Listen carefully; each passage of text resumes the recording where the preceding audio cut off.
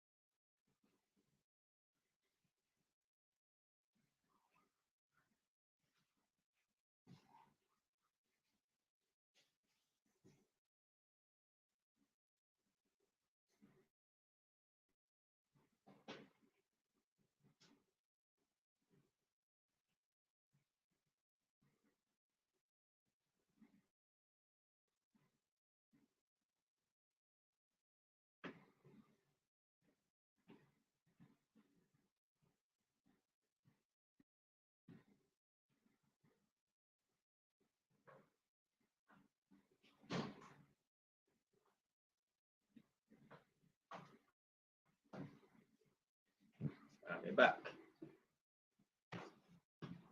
Eh.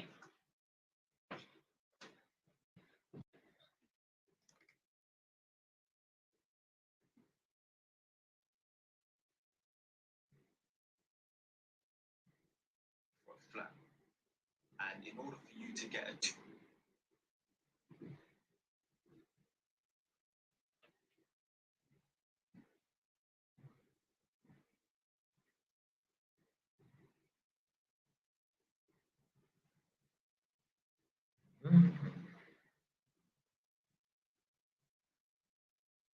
More gems from the go. We got man like Keith.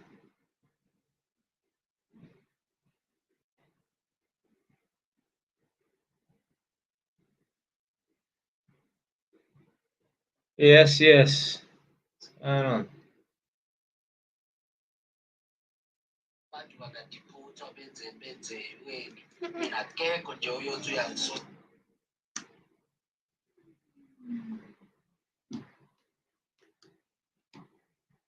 More gems from the go.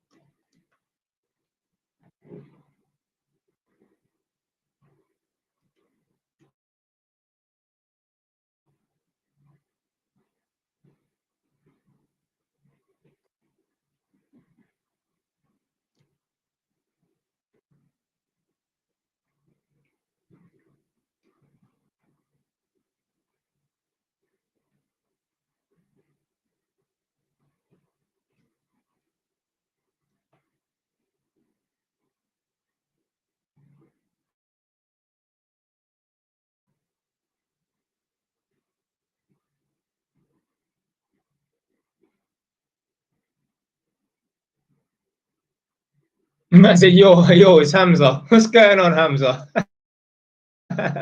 Yo, put your flag in the chat.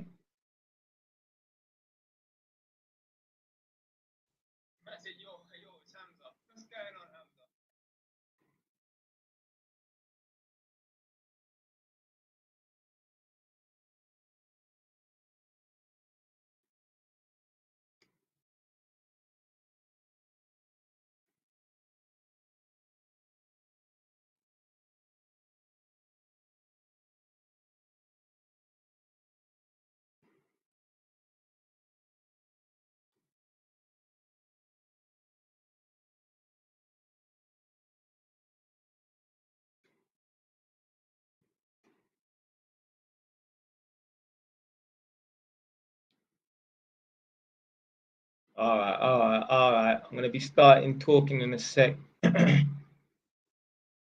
Yeah. Actually, one sec. Let me just.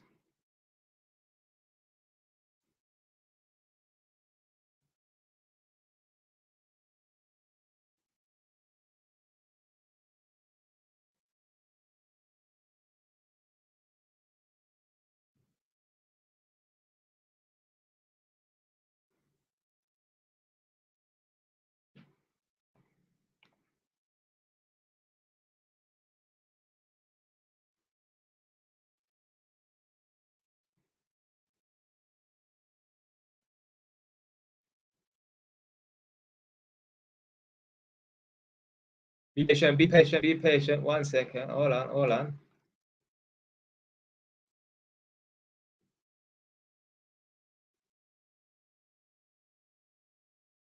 you know what? I can't even. Hold on. Let's see. I can't. I can't see it. You know, it doesn't let me see it on this. Actually, you know, I can see it on YouTube. Hold on.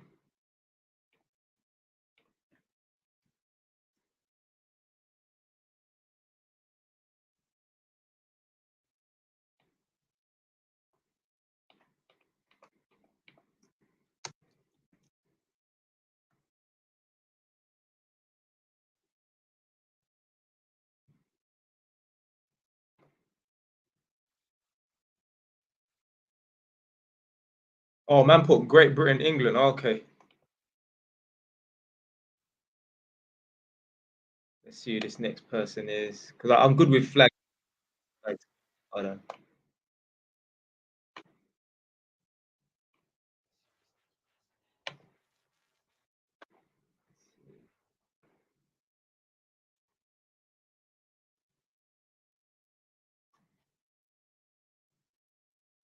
That's Sri Lanka.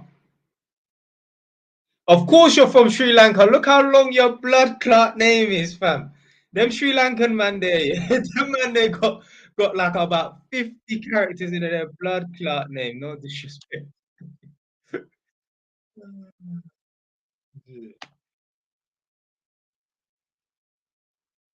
disrespect.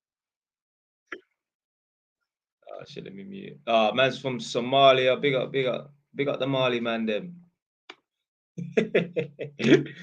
Ah, anytime I see an Asian person with a long name, I'm like, yeah, he's from Sri Lanka. I had a tenant from Sri Lanka, yeah. This guy, he had like 5 names. And he told me like when he writes out forms and that, yeah, he has to shorten. He can't put all his names.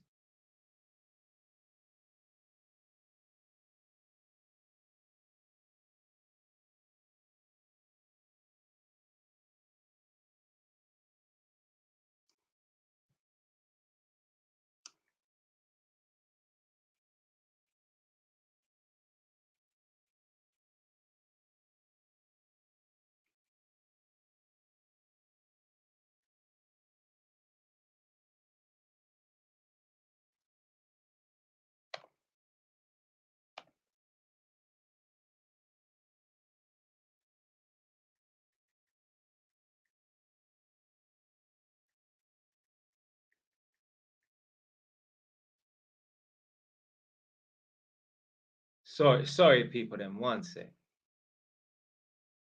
Just saying this.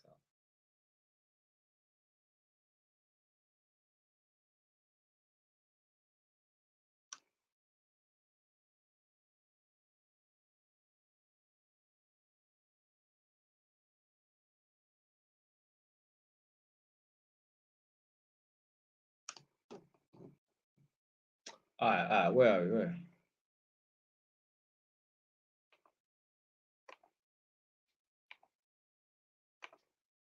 Yeah, man. Come on, man. Just trying to help out the people. Them, you know. I had one guy today say in one comment, he was like, "Oh, when I used to see this guy's content pop up on my feed, at first I thought it was pure waffle, but he actually spits facts or something." He said, "Yeah." I'm like, yeah, you done that. Come on, man. See, there's certain people, if they're not ready to be, you get me, awoken and that, yeah, they won't think man's chatting shit, blood. Someone said to me before, why don't you go out and, you know, talk to the people? Yeah, like talk to my people, innit? Yeah, like try to, you get me, change their mindset and that. Blood, I said to him, fam, why am I gonna waste my time talking to people that believe they are a victim? There's certain people out here right now, even if you could get rid of black oppression and systemic racism and that, they wouldn't want you to, yeah, because they always want there to be a problem, blood, because it's a cure-all excuse for failure. They want there to be quote unquote systemic racism and that. So they always got something to revert back to. Oh, this is the reason why I didn't get this job, because I'm a black man. Bullshit, blood. But how do I start talking? Oh,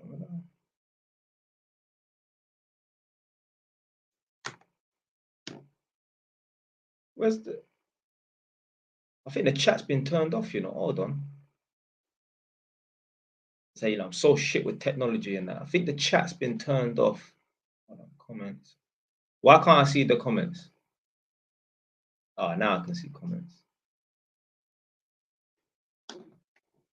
Cut is in. I mean, cut is in.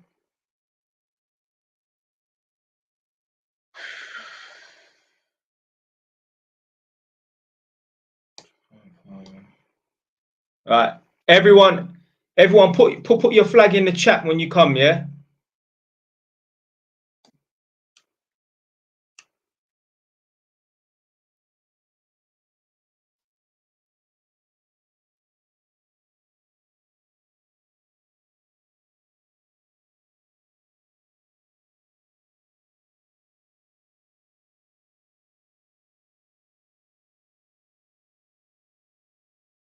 Yeah. I see. Yeah, the chat's on. I thought it wasn't on.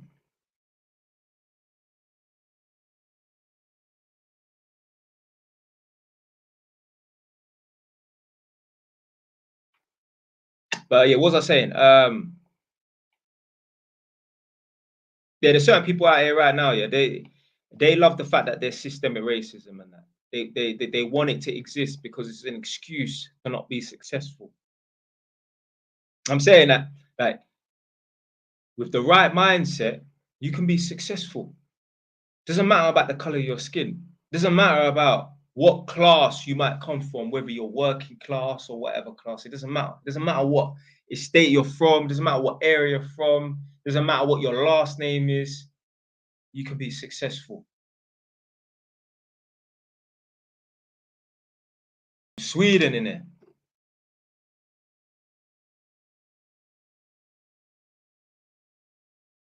Nah, you can't put Sweden because you're not Swedish. You're just from there.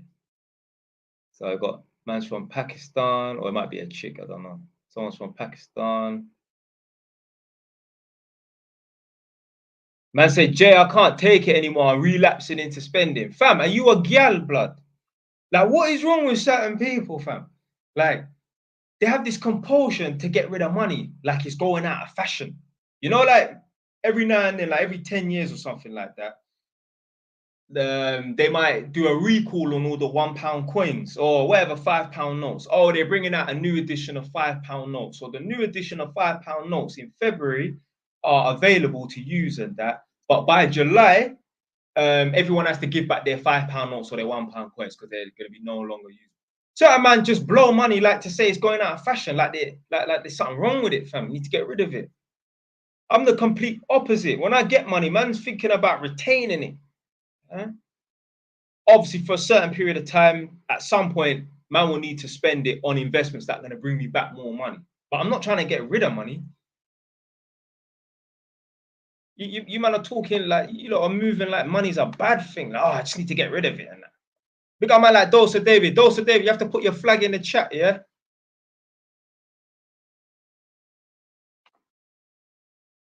Put your flag in the chat, big man.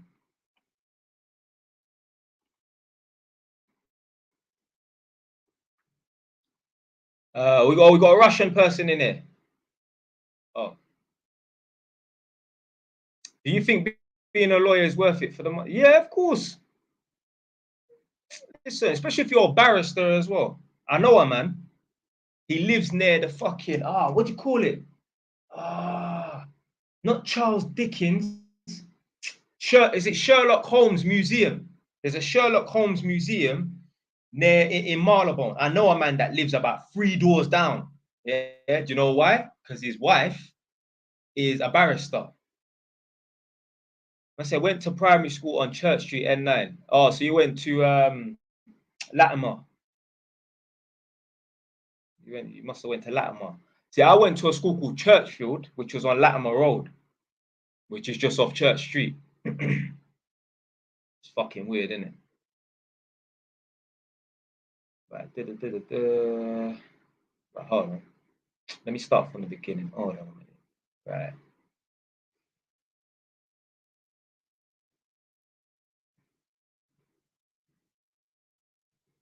I said, bro, I used to watch your vids in the walk on them prison laptops. So basically, someone was in jail, they used to watch your videos. Big up. Good, baby. Big up. What prison was you in anyway? Feltham, Isis, Lindholm, Doncaster, Wetherby, the Mounts. Where was she? Where was she at? I've been working in Northampton. I've gone into tenants' houses, yeah, and one guy was like, yo, I see your thing. I was in the Mounts. I was like, shit, spotted him. Imagine, yeah, a man was in the can watching my videos, got out of the can, probably just forgot. And then next thing you know, I'm in his flat, blood. Mad, innit?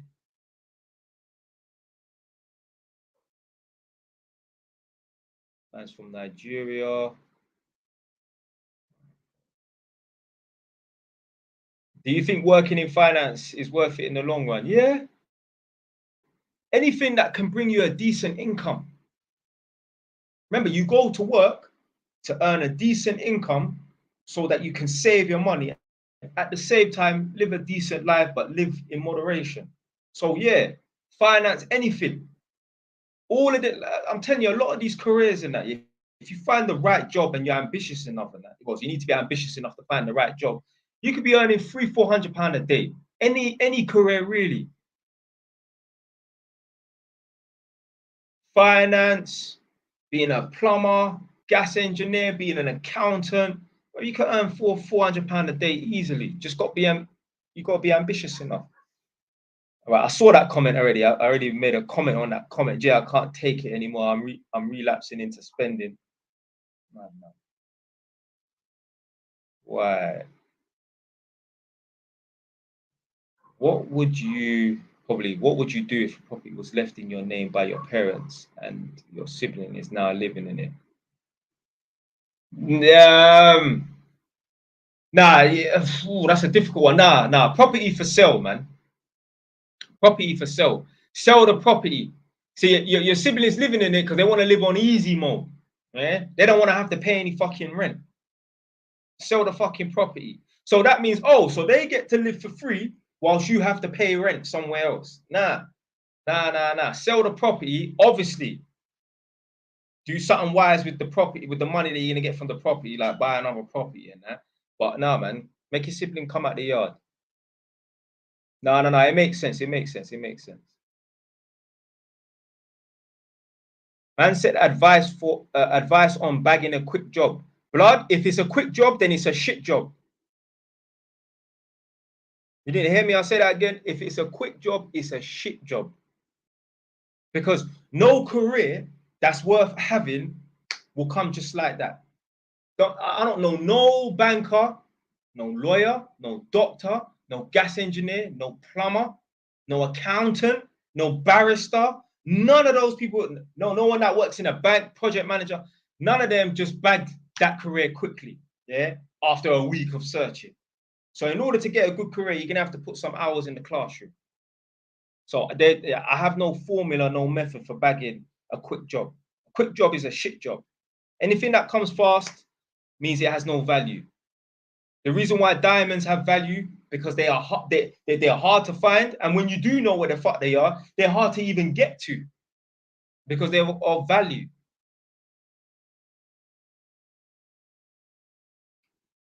Right, man said, bro, I've got 80 bags at 23. Is that good? I need passive income. Yeah, man. With 80 bags, blood, you can fucking put down 2-3 deposits on properties. Depends on the area. With London, just about put down a deposit on a fucking property. But yeah, if you come up somewhere like Northampton or the Midlands, West Midlands, like Birmingham and that East Midlands, Derby, Northampton, Peterborough, you could put down deposits on 3 properties. Bam. Income, wait 5 years, wait for them to go up in value, pull out money, you have a next set of money, go and buy some more properties in that.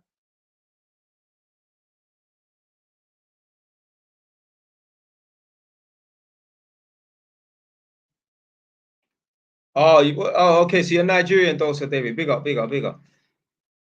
Okay.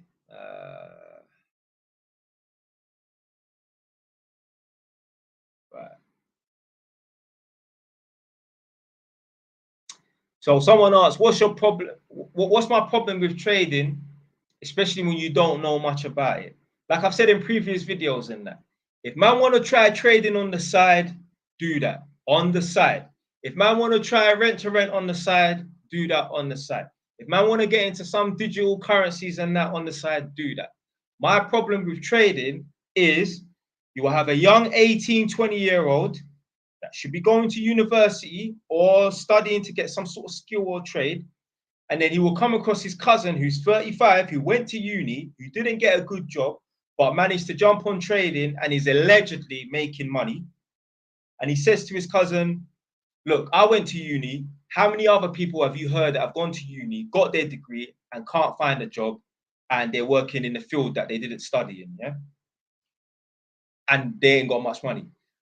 And look, oh, I went to uni, I dropped out or whatever, but look, now I'm doing trading. You see my Mercedes, you see my clothes, I got a little bit of money in that.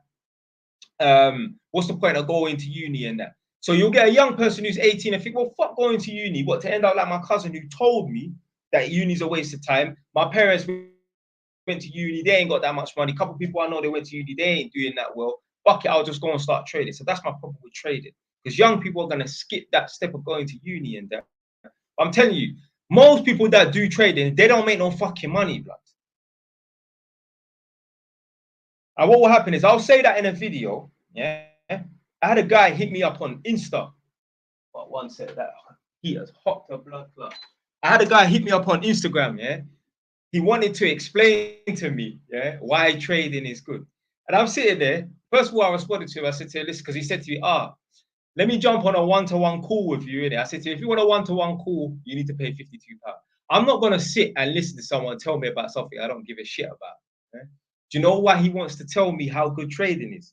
Because it's his way of projecting. He needs to believe in it. And when there's someone on the internet talking against it and that, because there's certain man right now, yeah, that's their winning lottery ticket, because they're not really planning on going to university or getting themselves some sort of skill or trade.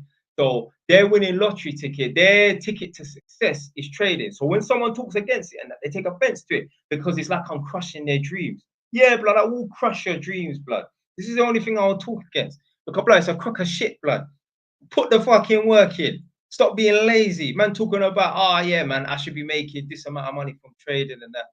Just put the work in. Put the rascal work in. Do it on the side if you want, but put the work in, man. Stop being lazy. Right, someone said, I said, bro, you from North? Yeah. Okay, so Hood Baby said that he was locked up in Wayland. I didn't even know. I didn't even know that prison has my content in there. So, where's that comment? You ever been recognized in real life? Yeah, a couple times. So the other day, yeah, I must have went to the shop around the corner, and I'm in the shop now, and like in this Northampton area, like black people, they're kind of just bred you in it because there's not that much black people in it. But anyway, so I'm in the shop, and I was kind of pissed off that day because I had to go to the shop 3 times because I was having some problems with my gas meter in it. You know, like with the top-up card things, in it. Anyway, I'm in the shop now, and to my left, I saw one big guy, one tall mixed-race guy in it. So he just come next to me. He's being served by the person to my left, and he's like, "You're right, brother." I'm just like, "Yeah, cool." Why are you saying hello to me? I'm not even looking at you. He's saying hello for it, but black man and mixed race man, they just kiss your ass out in Northampton and that. Boom. Anyway, for some reason, something just told me, just turn around and look at him. I don't know why. So he looked at me and he said, hold on. He's like, I've seen you around. I've seen you before, innit? I'm like, oh, yeah, I probably worked at your house or your flat. Because obviously I work in people's houses in Northampton, innit? So I said to him, I probably worked in your flat or something, your house, innit? He's like, nah.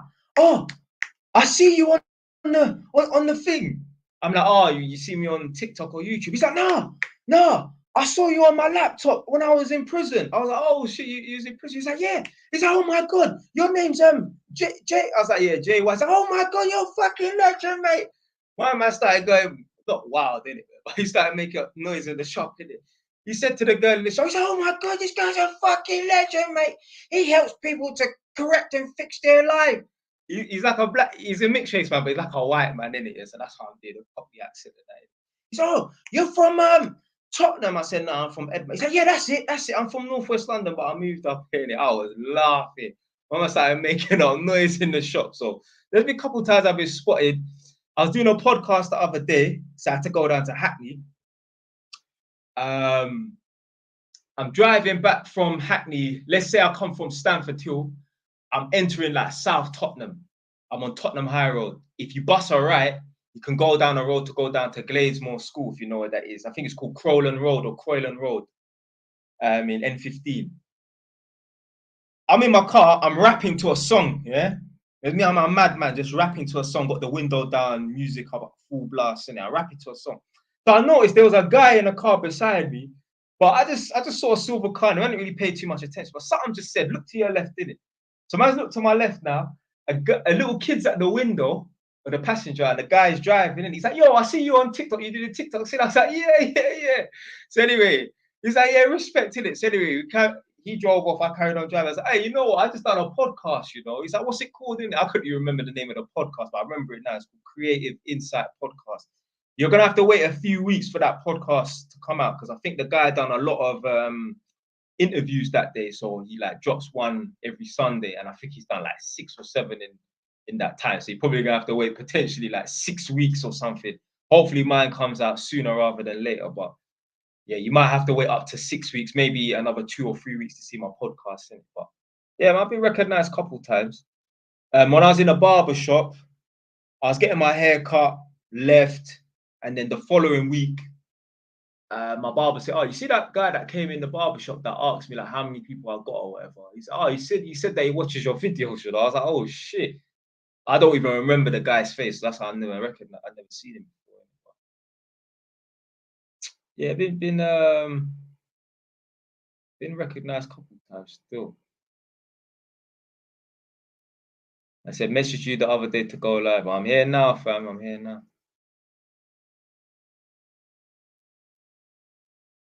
I said, I'm a yardie. I just bun loud and can't wait for Carney. Blood, carnival's in like 6 months' time, blood. What am to you, fam? Shit. Man, like sleaze. Oh, you're Jamaican, yeah? Big up. Oh, yeah, I saw you said you're mixed, innit? Yeah. Come on, man. Fucking dog. Press 1 in the chat if you can hear my neighbor's dumb dog barking. All that dog does is bark all day long. Man said trading ain't gambling. Plus, uni ain't for everyone. Some of the most successful people didn't go. Yeah.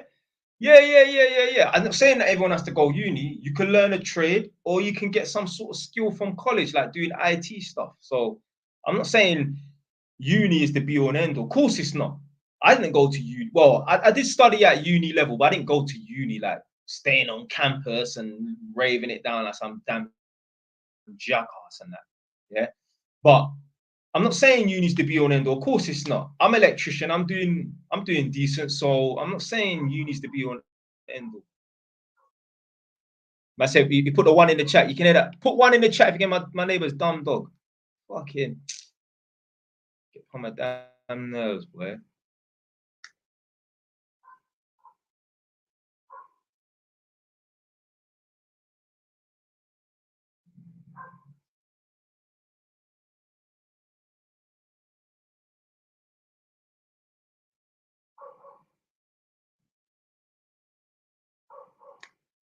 Fuck's sake.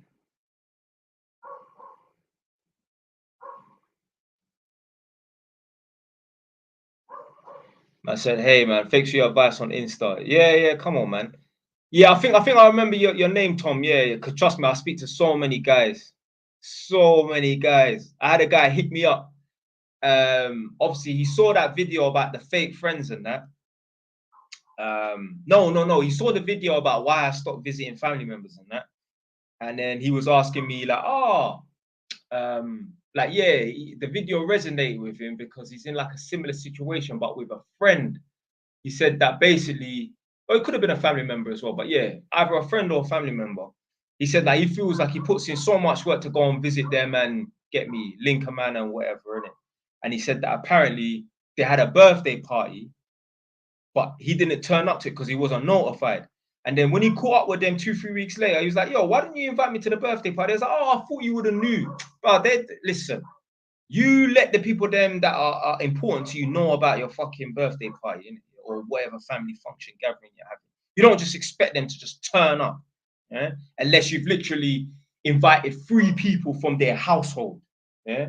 So let's say, for example, I'm still living at my mum's yard. If my stepdad and my mum and I get invited, well, of course they're gonna expect my little brother, who's like 25, to turn up as well because his parents and his brother's been invited in that. But I hate my neighbor's fucking dog blood. Hey, press 2 in the chat if you've got an annoying dog on your estate somewhere.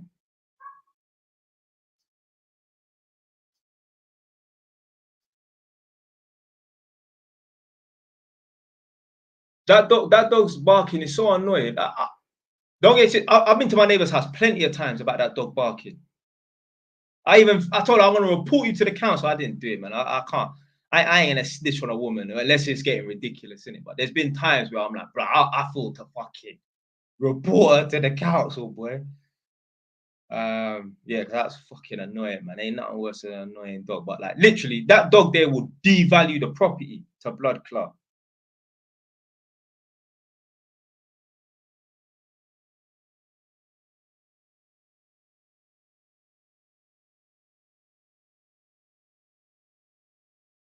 Man said I got loud benefit mums. Okay. I get it. Yeah. We got bare Jamaicans in the chat.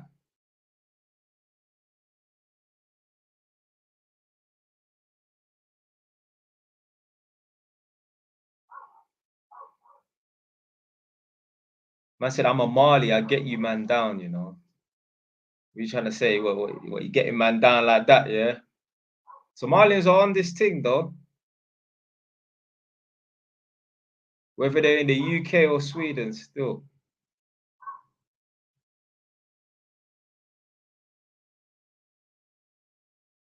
They say once you get in property, you actually start caring about improving the local area.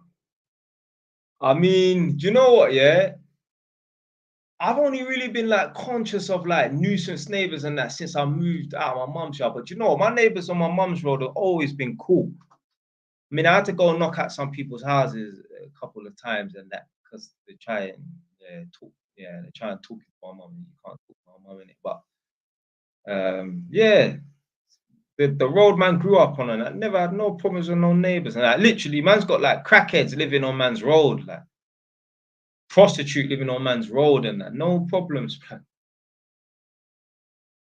Raw. Hey, this H person, yeah, what fucking flag is that? I've never seen that before. Now that's made up. Big up the Sri Lankan flag. They got the Sri Lankan man them with their long names. There was a guy in the chat on YouTube with a long ass name, boy. Right, let me check out these comments on YouTube. Oh man.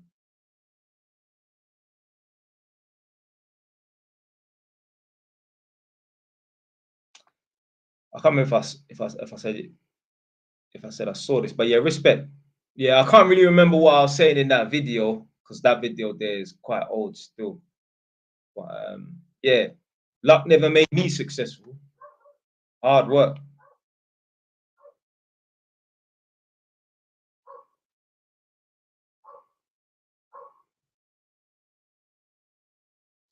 Oh yeah, this is the comment. Yeah. So do you have plans on starting an electricity maintenance business? Nah, I'm not interested in starting an electricity business, electrical company. I'm all want to get into, like, let's say like building properties and that. That's what I want to get into. So I'm not interested in starting an electrical business. Man, say, what do you think about the XL bully ban? Obviously, like, to be fair, I do like dogs. I actually like dogs, but I won't be a dog owner. I'm just too busy, yeah, to be a dog owner. No disrespect to anyone, but I think being a dog owner is either for really poor people or really rich people. And yeah, I'll explain why. Someone asked me why, just in case I forget in about 5 minutes. But in terms of the XL bully ban, I think it's just down to what do you call it? Irresponsible owners. Maybe they shouldn't ban them. Just put a muzzle on them. You know what I'm trying to say? Just put a muzzle on them, because I don't think the dogs are that dangerous, in it. But who knows? I think, yeah, I did see a video the other day where XL bully attacked a woman. They didn't show it, but apparently they shot the dog dead. Apparently, so. Man said, how long you got videos booked up until? Probably like August or something like that, or yeah, maybe even 2025. I think, yeah, bare videos. That's why a video comes out every day. I removed a lot of my videos off of my YouTube channel and put them on my Patreon. So man had a bag of videos. I mean, bare videos, like reaction videos and that. Then I thought, you know what? I had some pussy one time, yeah, give me a copyright strike because I used one of his videos. I thought, you know what? I got a copyright strike, and a copyright strike lasts 90 days, you know. That's a long time, you know. Think about it this way, yeah. If you got 1,500 videos and like 200 of them are reaction videos, meaning that you've used someone else's content, and you've already got one copyright strike that lasts for 90 days. Who's to say that one of them content creators can't give you a copyright strike? Because you won't get a copyright strike straight away, you know. Like, it can just pop out of nowhere. They can just clock, oh, this person's using my content, bam, give him a copyright strike. And they shouldn't even be allowed to do that. It should be YouTube's decision to give someone a copyright strike. Not, because I don't like the fact that you use my content. You know what video it was as well? You know them sneaky man, them that stand out in Manchester filming the girls. I was doing a reaction video to it because obviously I'm JY, so this is edutainment. So I can make anything funny, just me getting in front of the camera and talking over stuff in it. So I was obviously just whatever in it, yeah, doing reaction videos to it. The pussy gave me a fucking copyright shot, and I think to myself, like, if it was his content where he's just sitting in front of the camera like you lot are watching me right now, then maybe fair enough. Blood, you are filming random women on the street. Furthermore, they're making videos on TikTok saying, I beg we get this guy arrested because we find it creepy that he's standing on the street filming us. And a man had the cheek to get my video blocked and removed, you know. Dickhead you, blood. Anyway, I can find him, you know why? Because he's always on the same street corner.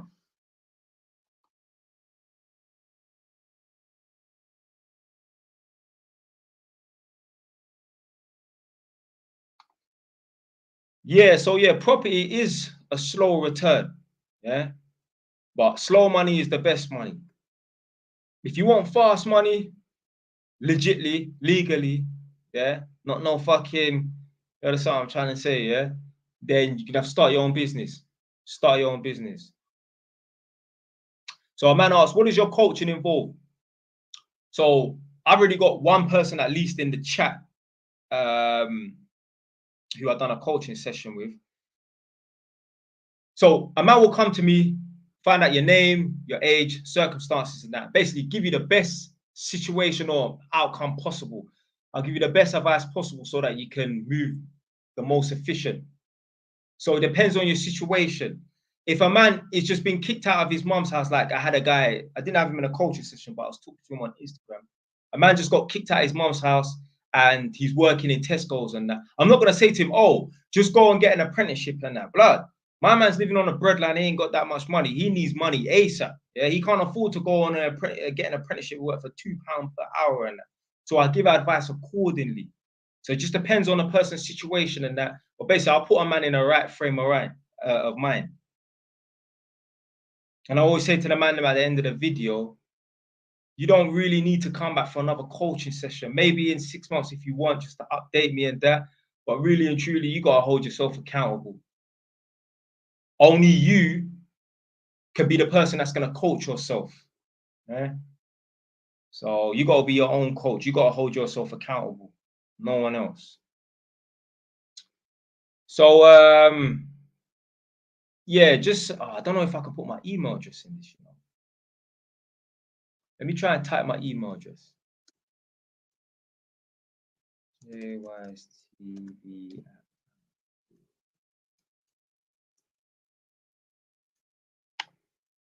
So send me an email there, yeah, jystv@outlook.com. So just 1 hour, £52, be the best £52 you ever spent, promise.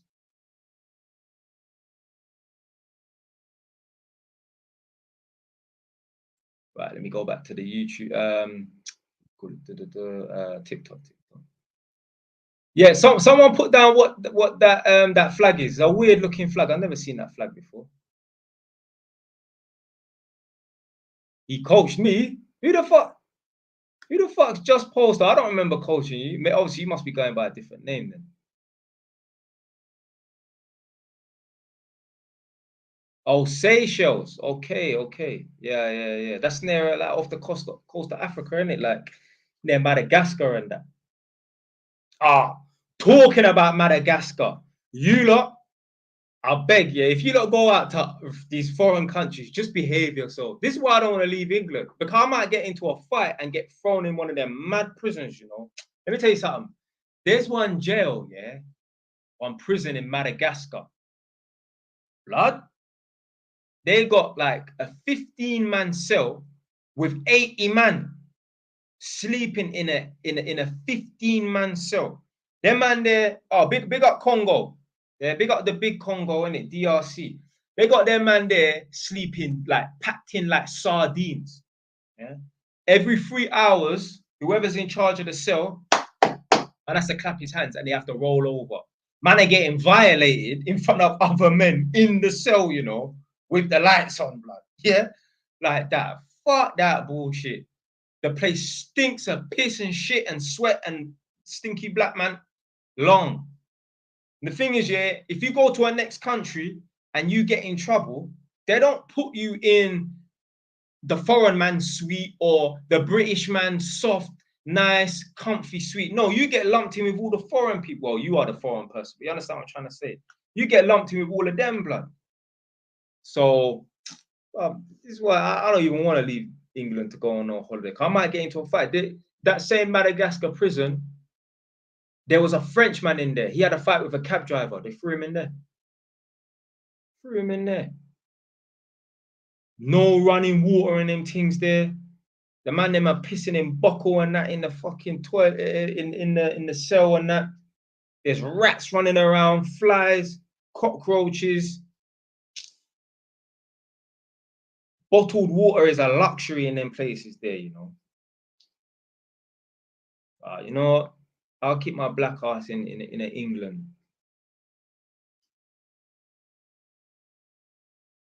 But at least the prison system is doable. How much you reckon you need to get your first property? I mean, probably like 20, 25 grand. 20, 25 grand. Yeah, so try and save up like 20, 25 grand.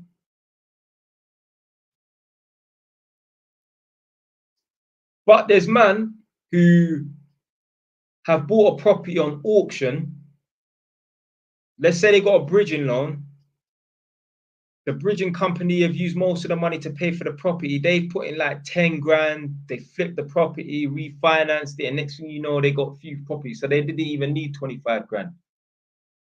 10 grand, it just depends. 10 grand could be enough if you're going to do like a bridging loan and go and buy like a property off auction and that. But I can't really talk on auction properties too much because I've never done it yet. The things I talk about, 90% of them I've done. So, but yeah, I will definitely do an auction property one day.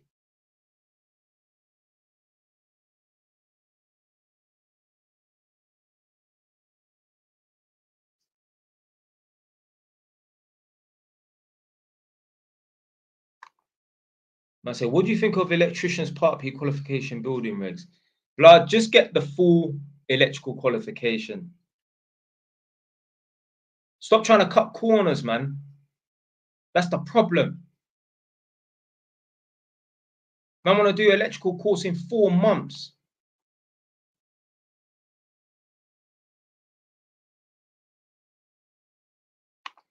Yeah, in a situation like that, yeah, how could one manage a buy-to-let property further up north if they were based in London, but it was a good deal? Would you recommend using an estate agent to manage a property? Yeah, you could use an estate agent because it's not going to be feasible. Let me tell you something right now. Yeah, when I move back down to closer to London, yeah, like Harlow or somewhere like that, I'm not even driving up to Northampton to manage these properties. Yeah, I'm not doing that journey. Yeah, I'm not driving up to Northampton to do these fucking viewings and that. So yeah, you probably have to get an estate agent to manage it. But what you could do, yeah, is you could do Airbnb. With Airbnb, yeah, you don't need to manage it. You don't need to physically even let the people in. How many people have used Airbnb right now, yeah, where they've got like a lot, the door handle is like a coded door handle, yeah, where you put in a pin and that, and it lets you in, yeah. There's no one to greet you at the door, no one to give you a key. You just go, you just book it online and you just turn up and you go in. You can do that. And then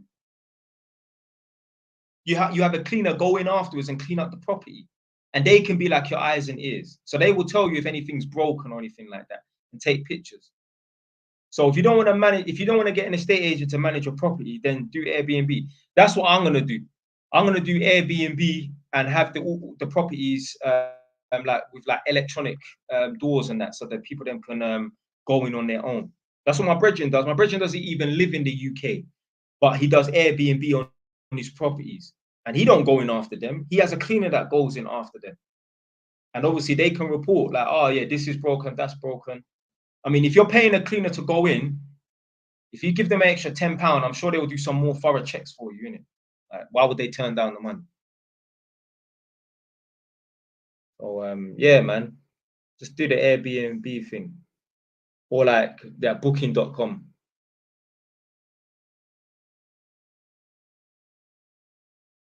Man said, yo, Jay Wise, I managed to save 2,000 now since September. Yo, well done. It's better than nothing. So that's basically like £500 a month. Obviously, let's say yeah, you're on a low wage at the moment, then yeah, £2,000 is good if you're on a low wage. But if you're on 5-6 grand a month, if you've only saved up £2,000 since September, that's you're on a joke thing. You should be able to save up more than that.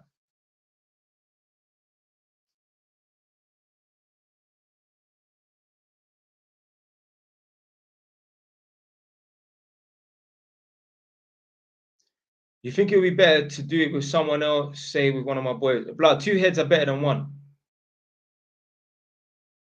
2 heads are better than one. A man was asking me about going into property with their friend. Yeah, yeah, you can go into property with your friend and that. That's cool.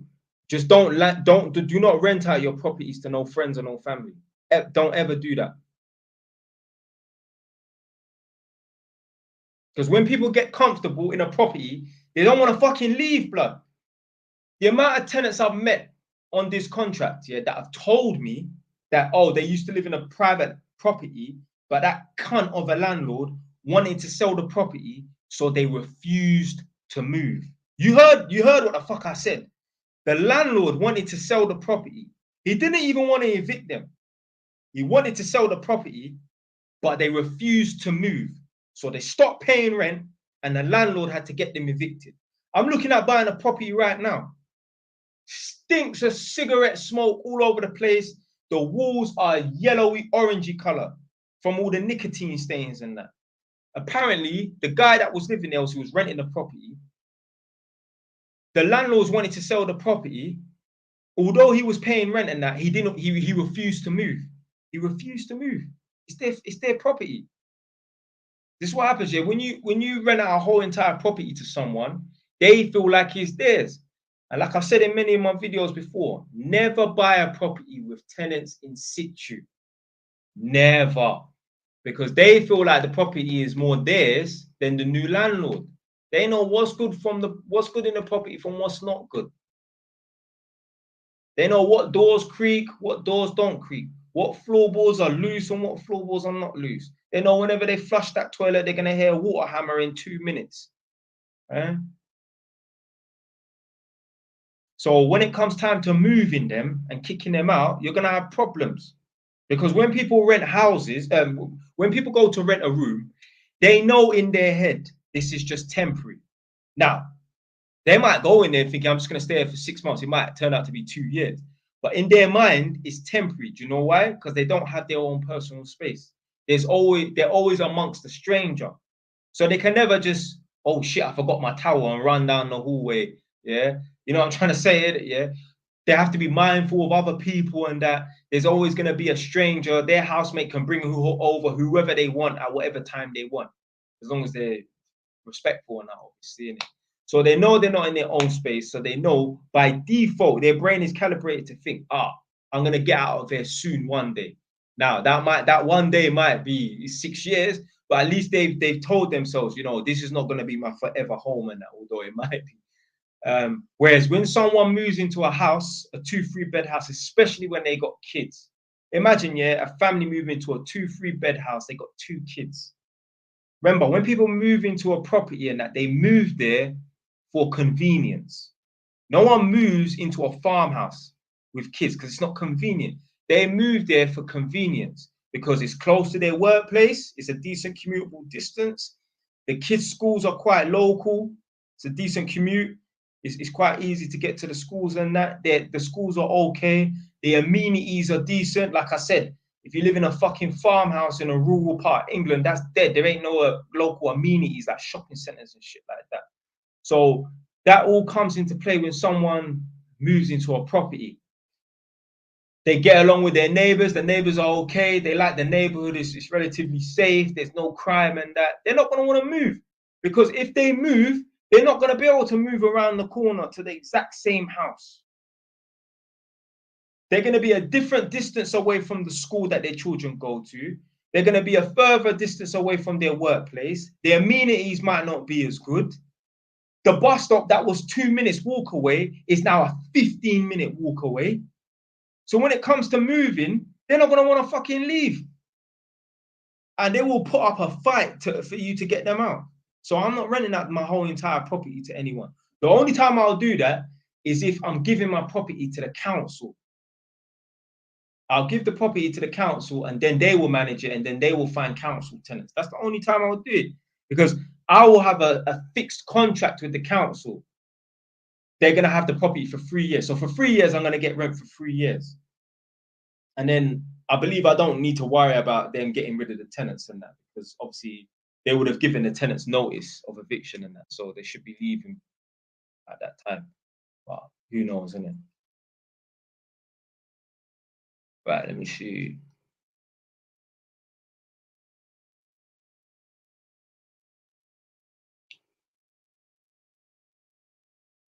Man said, hold on.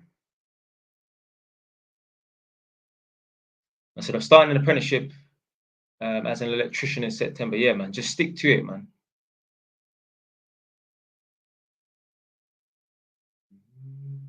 Shit. I've been working for a company for 3 months right now. Okay.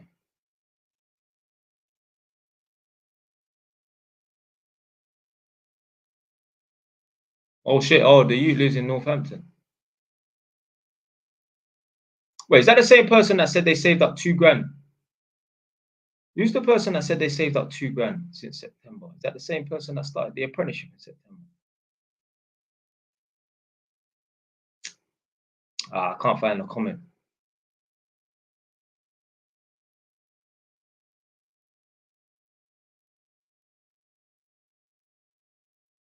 No, that's a different person. Oh no. So I said, what do you think about rent to rent? I mean, like you can try it out and that, but blood, you need to be striving to get your own properties and that. I don't like when people just try and jump on a leech on and latch onto a next one. Get your own things. When I finish my apprenticeship, should I stay with my company or go on my own? If I was you, maybe if you want to stay for a year, that's up to you. It depends. Jack Simpson, where do you live right now?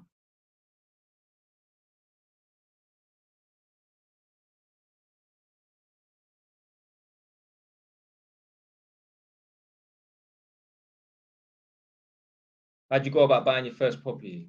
I mean, it's very easy, man. Just save your money and that. And there's videos. I mean, you don't even need to watch any videos. Just call up a mortgage broker. Just call up a mortgage broker. They will tell you everything you need to know about buying a property. And this is the sad thing here. Like, a man will be 80, will be getting advice on buying a property, which is so basic, yeah, from someone that he don't know on the internet, when really and truly, we should be able to go to our parents for advice on how to buy a property. This is basic stuff. This is not rocket science. But that's the thing. When you're surrounded by poor people, poor people are poor for a reason. They don't have good life experience. They don't have education. So they have no knowledge to pass on to anyone. I know they have no knowledge because they obviously haven't applied it. That's why they're poor. And if they do have knowledge and they ain't applied it, well, they know a lot of nothing, then, innit? Bro, does the recession affect electrical jobs? Yeah, I heard the recession in, what was it, 08, 07 or whatever, apparently it affected the construction world, allegedly, but I don't know how true that is. The reason why I don't really know much about what happened in 07, 08, because I weren't working. I was a child in school. In 07, 08, I was 15. So, and black people, we just live in a recession anyway. We're always in a recession. Yeah.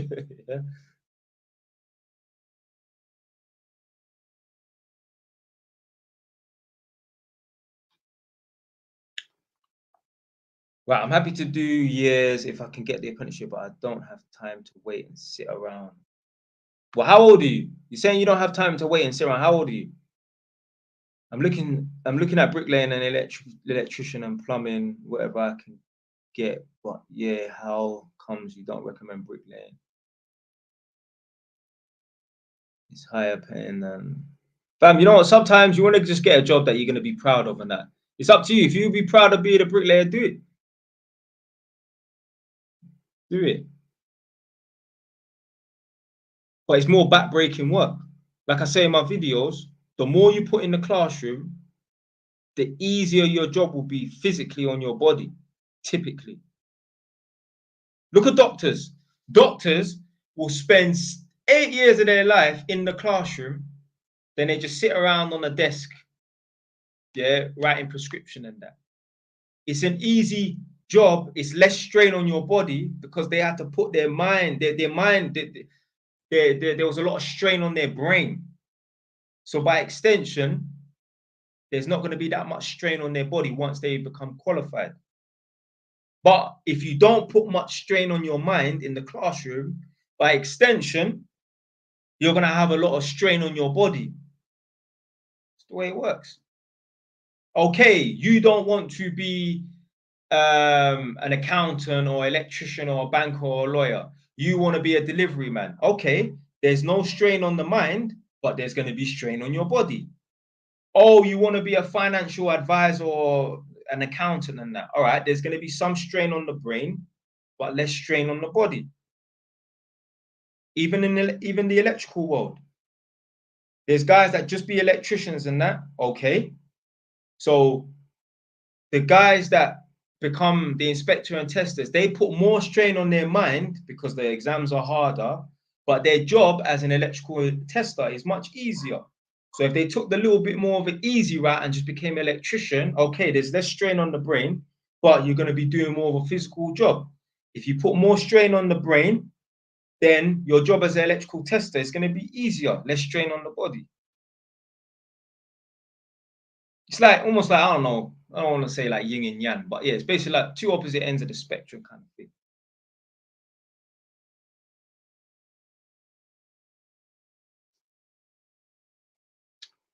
Watch my video on how to find an apprenticeship.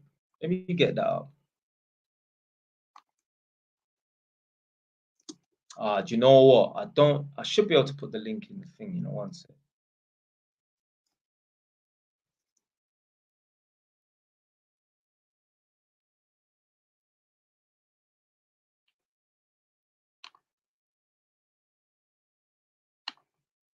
Hopefully you can copy it, you can use the link because I don't know if it's going to work.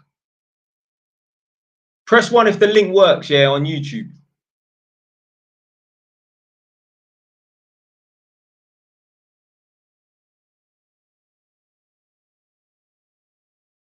A man said, Jay Wise, my boy is still whipped on his ex after 2 years. Any advice for him? So you are still whipped on your ex after 2 years. I love these guys. Yeah, they try that. Oh, what advice would you give to your 20-year-old self?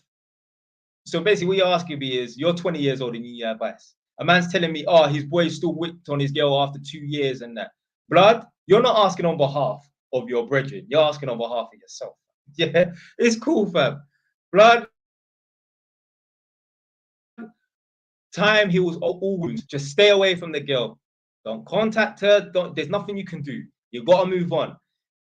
It is painful in the beginning and that, but you know it's a necessary evil you have to go through. But one day, I promise you, it might take 10 years. No. You said it. You caught me, fam.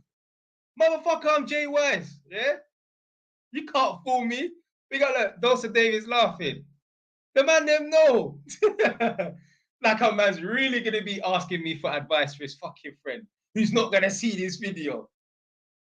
That's actually a disrespect that you thought that I wouldn't know that it was you. Motherfucker. What do I look like? Jay Dumb? Shit.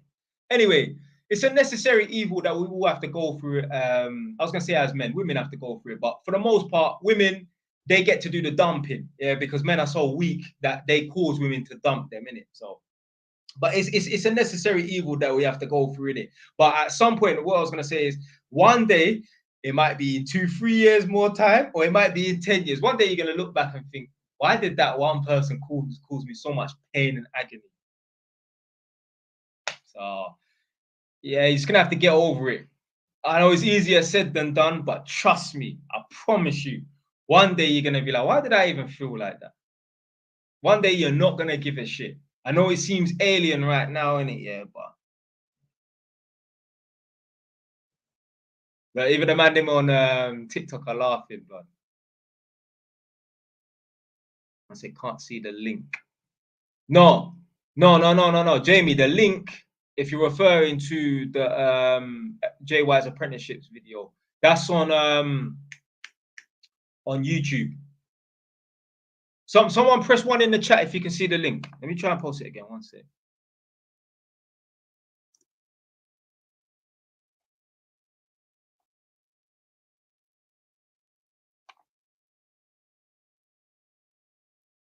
Man thought he could outsmart me, you know.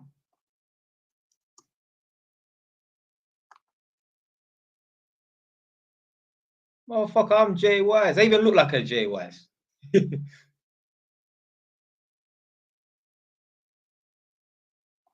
Yeah, I can see the link because I'm on the live stream on YouTube itself. I'm not in the lobby, so.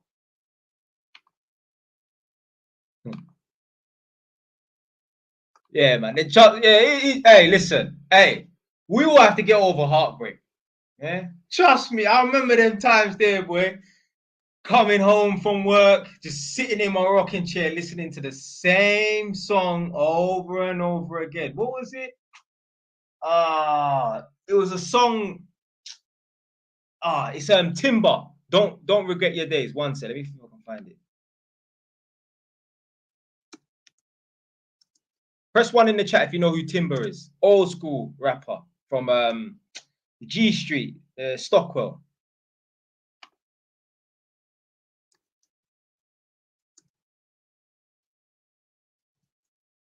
Right, on YouTube, yeah, this might sound fucked because obviously the music is playing from YouTube. So, but I'm more doing it for the people them on TikTok.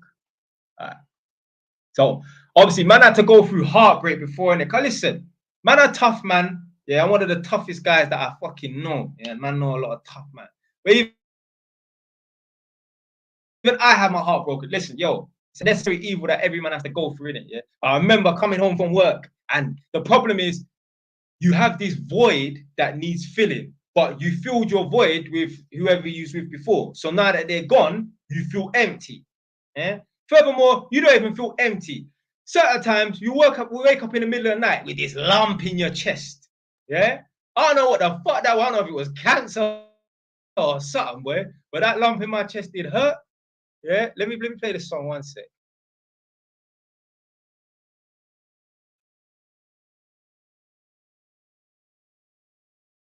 Right, so it's called Timber. Don't regret your days. I mean, I'll put it in the chat if you lot if you really want to go and listen to it after. This is a decent song still, but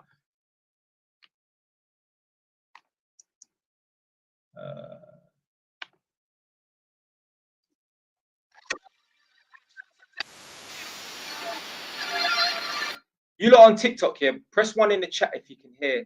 Wait, and you lot on YouTube as well. Press 1 in the chat if you can hear the song, yeah?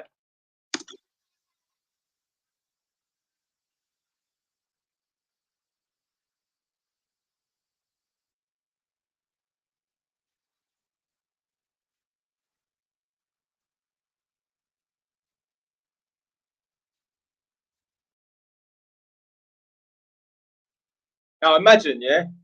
Imagine going through heartbreak, yeah? And you're coming home and you're listening to this song. You're all upstairs alone in your bedroom on your own, yeah? And you're listening to this song and you're like this in the chair.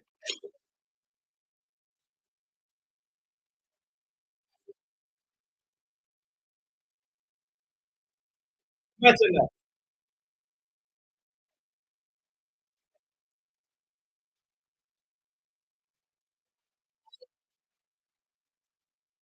Oh yeah, that's the song. Oh, you can't hear nothing.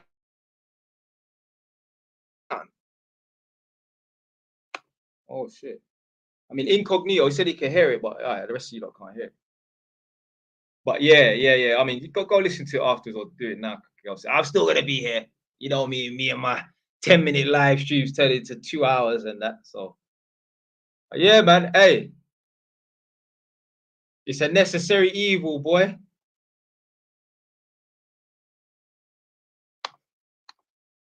Any advice to maximize your chances of being accepted onto an apprenticeship? Apply for as much jobs as apprenticeship roles as possible. Yeah. Think about it this way. Listen, let me tell you something. Yeah, life is a numbers game. What are you more likely to let's say you apply for one job? Are you more likely to get one job? What I'm struggling for words. Let's say you apply for 10 jobs as opposed to applying for 2 jobs. What are you more likely to get? You're more likely to get a job out of the 10 jobs than out of the 2 jobs. So life is just a numbers game. You got just to keep applying. Yeah? The same thing with going on the roads and drawing gal. Yeah, you walk up to 5 girls, you might get 1 number if you're lucky. Yeah, 2 numbers and that. Yeah, let alone get them out. Yeah, it's all a numbers game. Success is a numbers game. You got to see it like playing darts and that. Yeah, at some point, let's say for example, yeah, you could have to put someone who's shit at darts, yeah, and make them stand like 10 meters back. If they throw 1,000 darts at the dartboard, yeah, no matter how shit they are, at some point they're gonna succeed and hit bullseye. That's how you got to see trying to become successful. You got to keep making attempts. It doesn't matter how shit you are. At some point you're gonna land. Yeah, you just got to keep pushing. You got to keep pushing, man.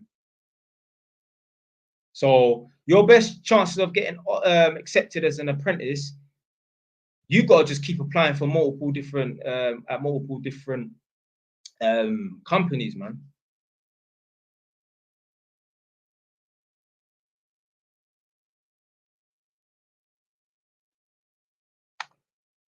Yeah. But yeah. It's a necessary evil, boy, going through breakups. Hey, happen to the best of us, man. Don't let any of these guys that you might see in the space on the internet act like they never had their heart broken or whatever. Hey, it's cool, man. As long as you didn't go out like no bitch, begging the girl. When I say begging, I mean like literally on your knees. As long as you ain't doing that, yeah. As long as you ain't standing outside her yard at 2 in the morning, yo, I just want to talk to you. The neighbors are like, shut up. I'm in love.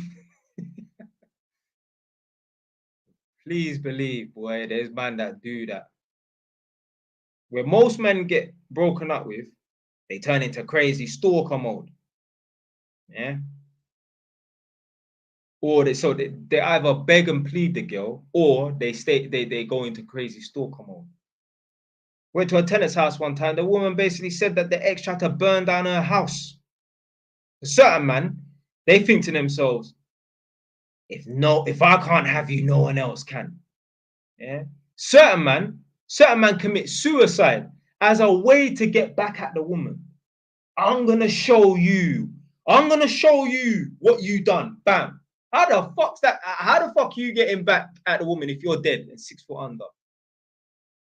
What's she supposed to think? Oh, I caused this. Well, you're gonna try and make her feel guilty. Like, that girl will be twerking on your grave in a couple of months with a botched up BBL. She don't give a fuck about your ass, man.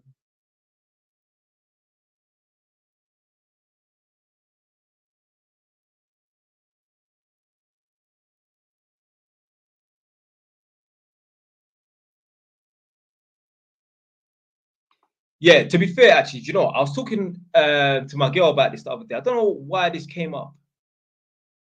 I don't know. Maybe we was watching 90 Day Fiance. Maybe I feel like we were sitting at the table, so we wouldn't have been watching 90 Day Fiance. But anyway, no, we was sitting at the table. I was saying to her, yeah, I'm not talking about if a man and woman was just dating. I'm not talking about that. I'm talking about, let's say, yeah, they even had a relationship for a year, but at some point they had like a good connection or whatever, yeah. If they break up and go their separate ways, give it enough time, yeah. Unless one person's gone to fucking Australia, the other person's in Papua New Guinea or the Sentinel Island, yeah. Give it enough time. Someone, whether it's the male or the female, with man or woman, someone will try to hit up the other person. Give it enough time. It might, if both people go separate ways and no one was begging or pleading with the other person right away, at some point, one of them is going to try and hit up the other person. Exes always try and come back. They always do. They always do. They always do. Exes always try and come back.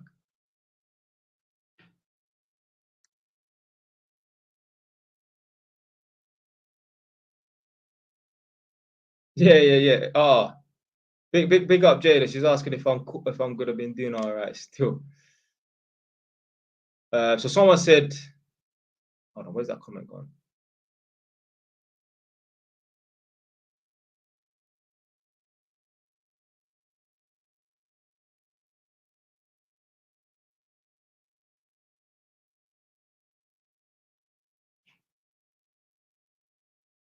Someone said, what age did you do electrician?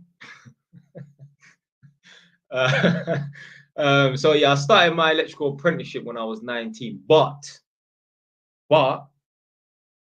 obviously after I left school, I went straight and done the electrical course at college. So I started my electrical course when I was probably technically 17, because my birthday's in September. I'm one of the oldest in the year group. So when the course started late September, I was probably already 17. But yeah, basically 17 I started. Straight from school I started. Someone said I sound like Sully. Didn't Sully get shot though? R.I.P. Sully. You know what? I'm sure they are trying to do some new kind of series and Sully's in it. But obviously his name's not Sully. I don't know what it is.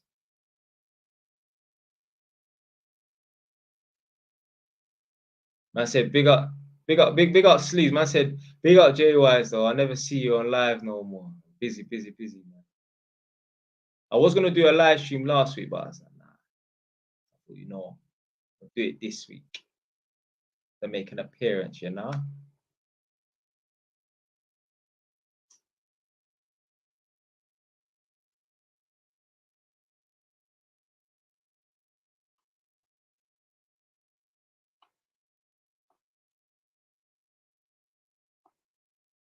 Man said women are tapped. Yeah, a lot of them, yeah. That's just the thing. With women, they cannot have the power. Boy. Woo. That's like when the children bully and abuse up the fucking supply teacher, boy. Because the supply teacher ain't got no power and the kids just run riot. Or you know, like them films where the babysitter goes to babysit in America and the kids are just running riot. Women, they cannot have the power, boy. They cannot have the power, man.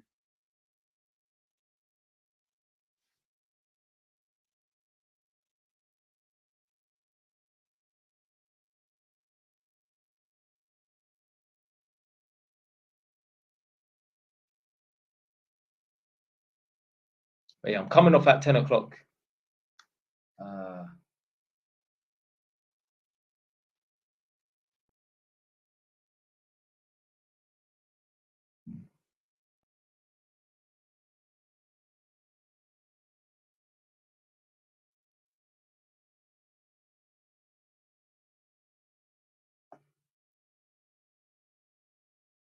So I can't go to my ex for relationship advice.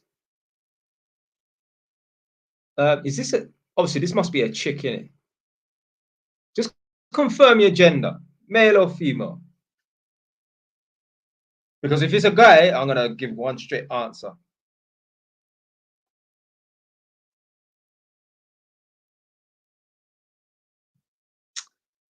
So big up Jada. I'm 23, but what the latest age range of dating men should I go? Is 23 and 35 okay? Is it that same waste man that you was telling me about before? The one that still lives at his mum's yard and he's like 32 years old or 35 years old? He's a drop him out, man. The 35-year-old blood clot man still living at his mum's yard. Shit. Telling you, back in the day, my mum's generation and that, they would have laughed at your ass, boy. If you're 35 years old, still living at your mum's yard. My mum's generation, my mum's 52, my mum's generation, they were out from when they were 16, 17. Normal. Because back then, councils were giving out hostels and that and flats like it was nothing. I'm talking about in the 80s, yeah? Nothing to get a flat or a house. Now it's difficult. When I meet these tenants and I like, a guy's relatively young, 25, 30 years old, in his own flat on his own, his name's on the rent book, Jonathan Smith, yeah? I automatically think there's something wrong with this you, because normal functioning men in this country, they don't get houses and flats and that. Yeah, sometimes, yeah, some people can slip through the net. Some people can get fortunate and get lucky at that. But for the most part, some man got some mental issue, boy. I know man who've had to lie and pretend that they got mental issues and that just so they could get a fucking flat. So when I meet these tenants and it's a relatively young guy and he's got his own flat, yeah, I think to myself, yeah, he had some issues before. I don't know, maybe he was homeless, something. Yeah, he weren't no functional human being. He weren't no banker, lawyer, or doctor. I promise you. Yeah, there's something wrong with him, more than likely. There's a few man, they're just normal and somehow they were fortunate and they slipped through the cracks and that and they just got a flat or a house and that. But for the most part, there's something not right. Yeah. See, big up man like Shane. He said usually mental health or they fresh out of the jailhouse. That's what I'm saying. Yeah. The reason why they got the flat there is because they come straight out of prison or they got mental health. Yeah. No way. And they don't just give out flats and that to men. Listen, in this country, they don't give a fuck about you. You could be sleeping naked on the street and the government not going to do nothing. I see how they treat some of these women as well. See, being in the care system. Something there is not, yeah. Put it this way, no disrespect to anyone who's had these issues or anything like that, but other people wouldn't want to have to go down the route that they went down. So, yeah, like I said, there's a few men that just, they got fortunate and they was able to slip through the net or whatever and just get a council house or council flat and that. But for the most part, there has to be something wrong with you for you to get a council house, a council flat. Homeless, vulnerable person, whatever that means, could be any sort of issues, mental health issues and that, come out of jail, something. But they're not going to give a normal functioning man that goes to the gym and has a good job, you ain't getting no fucking flat. They'll tell you, you go to the local council office, let's say like in my borough, Enfield, we got the John Wilkes house in Ponders End. They'll say, boy, you best find a woman to go breed up. You best start a family. They ain't give you no Ross Clark Council flat as a man. Not now. Years ago, yeah, but not now. Right. So Jada said he's 35, got his own place, successful, but I'm 23. Is that okay?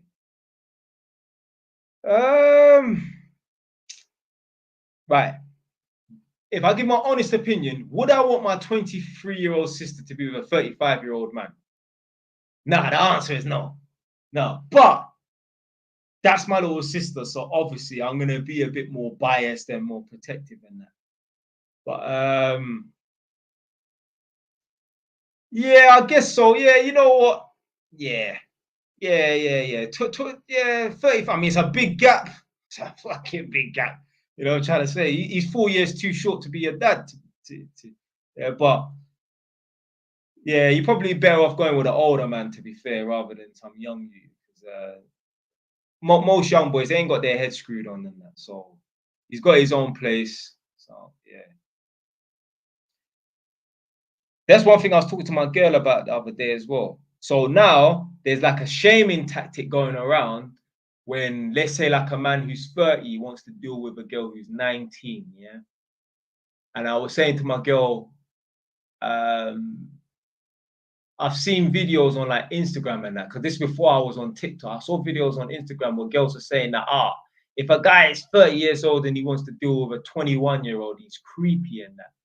Like, he wants to manipulate her and that. And I was explaining to my girl, if a 30-year-old or a 35-year-old man gets hold of a 20-year-old girl, he's actually saving her from herself. Imagine, yeah, you have two chicks, yeah? You have Chloe and you have Ellie, yeah? They're both 19 years old. And let's say Chloe gets with a 30-year-old man. I know the age gap is mad, but just hear me out. Chloe's 19, she gets with a 30-year-old man. If she's with that 30-year-old man for 3, 4, 5 years, she's going to have a body count of 1 extra, and that's it, yeah? Whereas if the other girl, Ellie, is 19, but she don't have an older man who's a boyfriend, and she's just out doing what she wants to do and fucking about living her life and that, her body count is going to go up by about 15, 17, 18, 19, 20 man, yeah? So when a girl gets with an older guy, he's probably going to save her from herself. So, I mean, I don't think it's a bad idea certain times, boy. Man said, bro, when bro was 10 when she was born. Yeah. But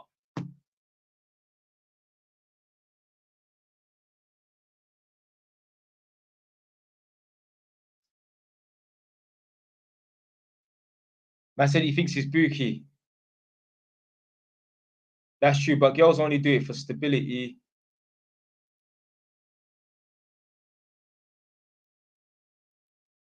I said, how's everything going? Yeah, big up, man. It's like Yüksel. Oh, yeah, you're definitely Turkish with that name there, Yüksel, you know.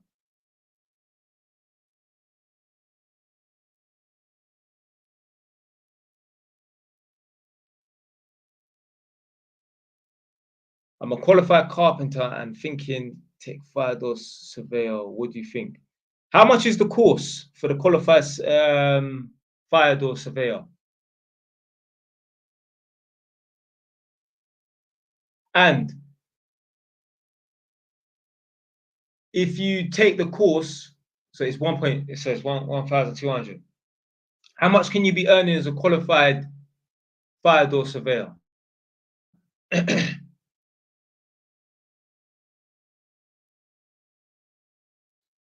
How hard is it to get a consent to let form? I bought a flat on a residential mortgage, but I can't live there as I'm relocating for a job outside the UK. What can I do? Yeah, you can get a consent to let form. And what will make it easier as well is, let's say, for example, you get like a work contract for wherever you're going. Let's say you're going to Plymouth or some crazy place like that, Portsmouth or something like that. Yeah. Then just show them the letter to say, look, I'm moving for work. Yeah, I've got a new job somewhere far away, so I need to let out the property. 50K a year. Yeah, do that.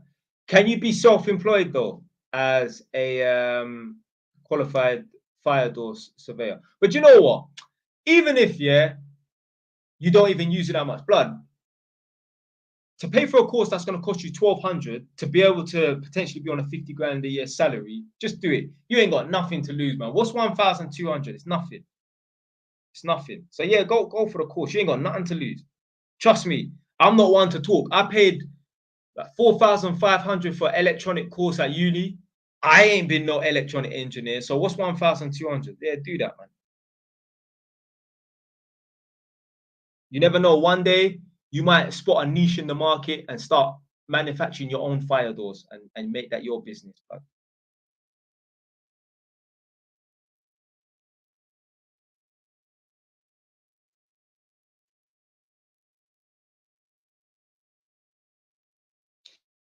yeah, I get what you're saying, because even my girl was saying that. But I just feel like if a girl's with a younger guy, yeah, there's going to be a lot of foolishness going on, breaking up. And I guess, obviously, yeah, you know, you got a point if she did stay with a younger guy. And that. But I just reckon, and the thing is, yeah, all right, boom.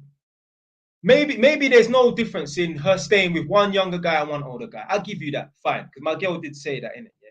But at least with the older guy, he's going to have more knowledge and more experience in life to be able to guide her. Oh, shit. I've got an age restriction on this live stream for some reason. Anyway, with the older guy, he can guide the girl. Yeah, he can give her advice and that he can show her what to do from what not to do. I mean, I know that should be the parents' job and that, innit? But you know what some parents are like. A lot of parents are not fucking qualified to be parents. So the guy can guide her, yeah, and drop knowledge on her and that. So whereas a guy that's her age, more than likely ain't gonna be able to do that. At the same time, do I want my 23-year-old sister to be a 35-year-old receding hairline, fucking ball patch, almost man? Maybe not. You know what I'm trying to say. So,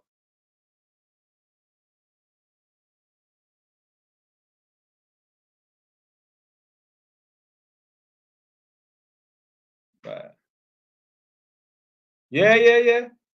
Man saying some older men are way more lost than younger ones. Yeah, for real, for real.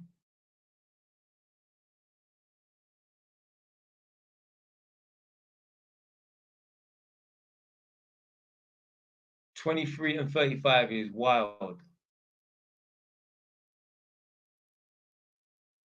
Someone said, Jay Wise, do you like young things? You know what? Yeah, all the girls that I deal with are always older than me, you know.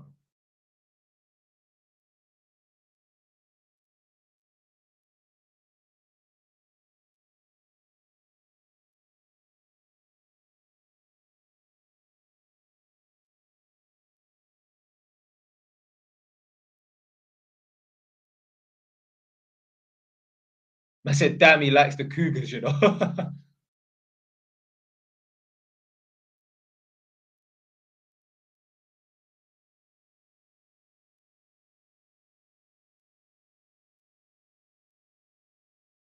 I said, fire eggs are getting serious. Yeah. Yeah, it's because of what happened at that Grenfell Tower, man. The whole country panicked and that, obviously. So.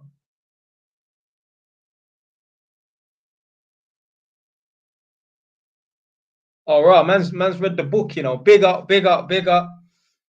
Yeah, yeah, my favorite chapter in the book was what's the name of the chapter? The time is nigh. The time is nigh. So obviously I sent the book off to get edited by like some editor guy, yeah. So he made some things better, but then he made some things worse. Like obviously, so I wrote the book, then I edited it myself. So I wrote the book, then I read through it, made some edits and that. Then I sent it off to get edited by someone else. He edited the book, proofread it, whatever, sent it back to me. I had to reread the book because I want to see if he made mistakes. This guy made mistakes. So he made some things a little bit better, but then he fucked up some other things. So I read it, found all the mistakes, edited the mistakes, and then reread the book. And then I had to send the book off to get published and that. But yeah, even when he was reading the book, he said, "Oh, the book was so beautifully written and that I wanted to cry." So I'm like, man, the fuck up, man. What's the matter with you, blood? Bitch ass. Man wanted to cry.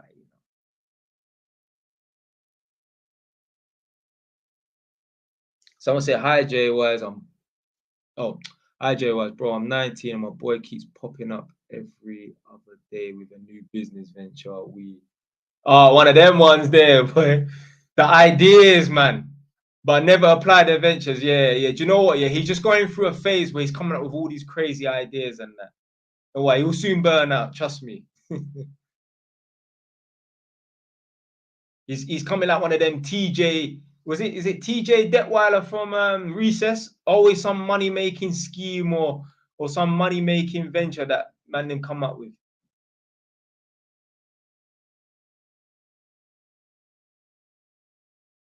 I said he was just diverting your attention from the fact he used Chat GPT to edit your book. What's that Chat GPT thing? I keep hearing about this, but you know me, I'm like an old man. I'm not up to date with the latest technology. I just learned how to turn on the comment section. It's been going on for 2 years now. He's dropped out of college 2 times now. Yeah, he's what you call a flip-flopper. A man that can't stick to one thing. So a man decided to do electrical course. Fuck electrical course. A man decided, you know what? I'll just do bricklaying. That's a bit easier. Fuck bricklaying. You know what? Fuck the construction thing. I'm gonna do sports science. I want to be a PE teacher. Do you know what? I remember when I was used to have PE classes and that the kids never fucking listened to the PE teacher. Fuck being a PE teacher. You know what I'm gonna do?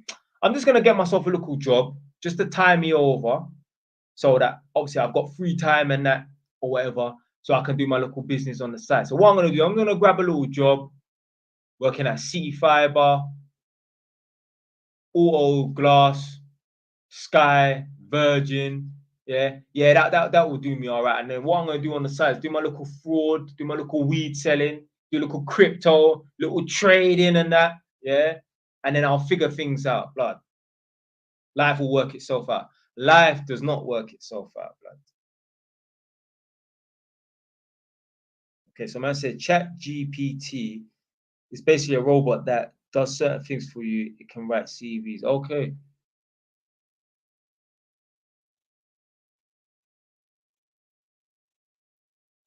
What does the GPT stand for anyway?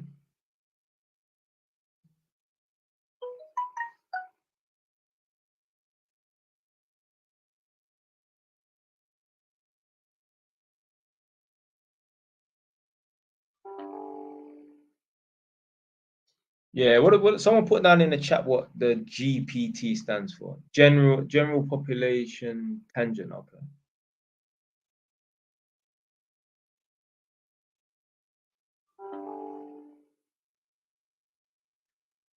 So Jada Rowe, why do guys like making illegal probably money?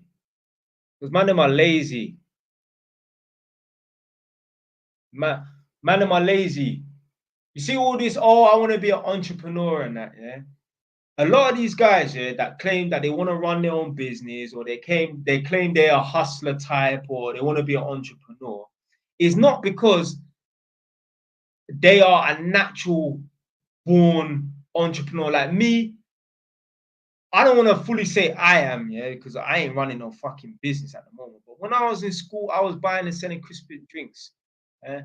That's all I fucking did when I was in school, from year 8 to year 11. Yeah, I even got kicked out of school for that. Unofficially, got expelled before study leave and that. A lot of these guys that want to claim to be entrepreneurs and that, they're not entrepreneurs. They just don't want to have to study for 3-4 years, get qualified and find a job and have to take orders from anyone. Don't get it twisted. No one likes taking orders. Someone's flagged the live stream. They're probably going to take down the live stream in a minute anyway. No one wants to have to take orders from anyone, innit? But at the same time, these guys are lazy. They don't want to have to get up at 6 in the morning, jump in the shower, and hit the road by 7:30 to get to work for 9. They don't want to do that. They want to be able to wake up whenever they fucking want to wake up. They're lazy. They don't want to have to be held accountable for their time or have to get certain things done. They just want to drive around and be delivery men, dropping off weed. Now, how hard is that? They just want to weigh up food, bag it up, and go and deliver it. That's all black men know. deliveries, whether it's parcels for fucking Every or DPD, yeah, or driving a bus, which means picking up and delivering people to their destination, or delivering drugs. Black man don't know how to do nothing else, yeah, apart from pick things up and move it, yeah. Man will pick up his sperm and put it in a woman, and then a child comes out 9 months later, yeah. That's all black man know how to do, is pick up and put down things, yeah. It's laziness, man. Put the work in. Man talking about Uber Eats is a good job. Blood.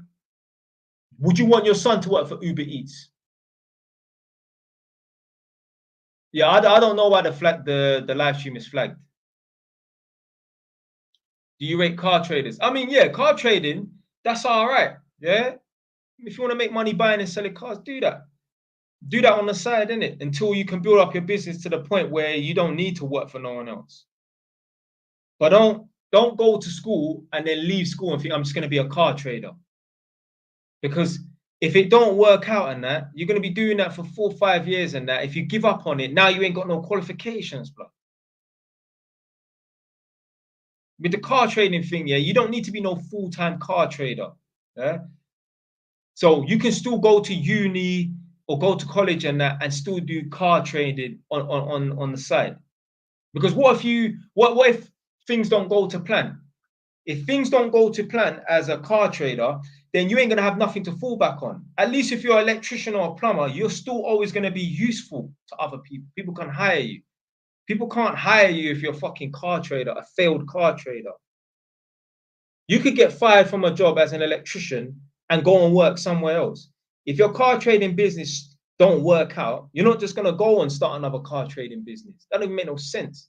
So you failed trading cars. So what are you gonna do? What, close the business down and then start trading under a different name? No, you're just gonna give up on it. Do you rate waste removals business? No. There are people who make big money from waste removals. I don't give a shit. It's not all about the money. Would you want your son to be a waste removal collection man? So your son could have been anything in this world, yeah? He could have been an entrepreneur, yeah? He could have been a doctor, he could have been a lawyer, he could have been an electrician, could have been an accountant, banker, whatever. Finance man, IT man, software engineer. He could have been any of those, but he decided to be a waste removal clearance guy, picking up rubbish. No son of mine with my last name will be no waste clearance man. No way.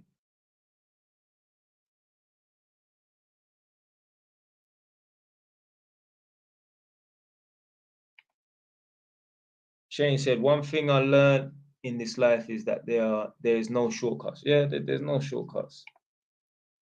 And then solution-oriented man just verified what he said.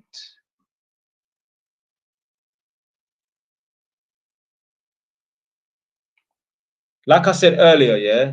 So someone coaching confidence said, what's the fastest job you can get? Like I said earlier, if you want a fast job, then obviously that job's not going to be worth anything. But obviously, he said he's still applying for better opportunities and that. Depends. If you've got a driving license, then yeah, maybe you can be a delivery driver or something like that. Yeah, I mean, I've never had to deal with this problem because I became an apprentice from a young age. So how old are you anyway? Never know of Smegs. Yeah, he's from Broadwater Farm, innit? He died, innit? He got stabbed, I think, in East London. I think he died like in 2011 or 2012.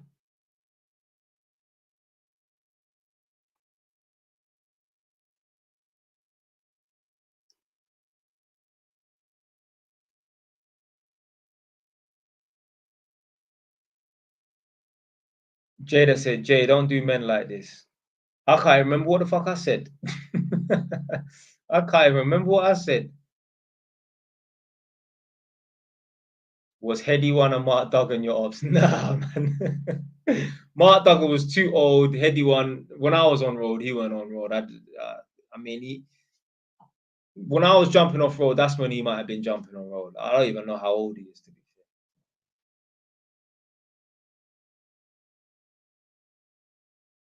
It's fine. He can always change his surname and be a waste removal man. Nah.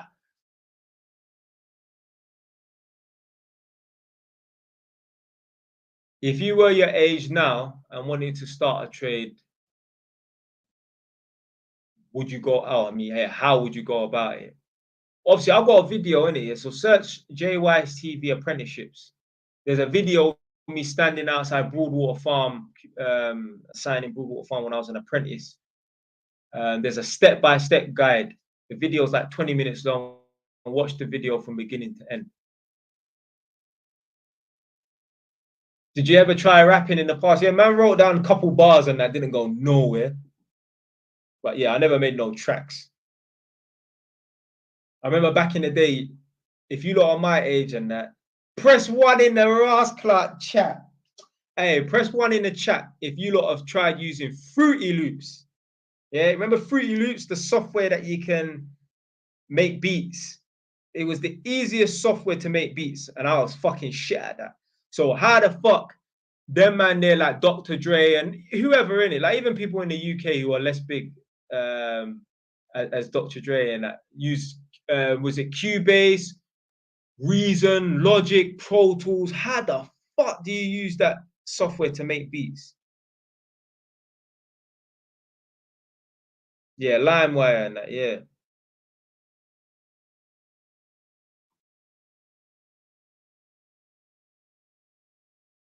What's Ableton? What's that? Is that supposed to be some sort of never heard of Ableton. Man said, man said me and Tion could have been a duo. Nah, I'm not a rapper, man.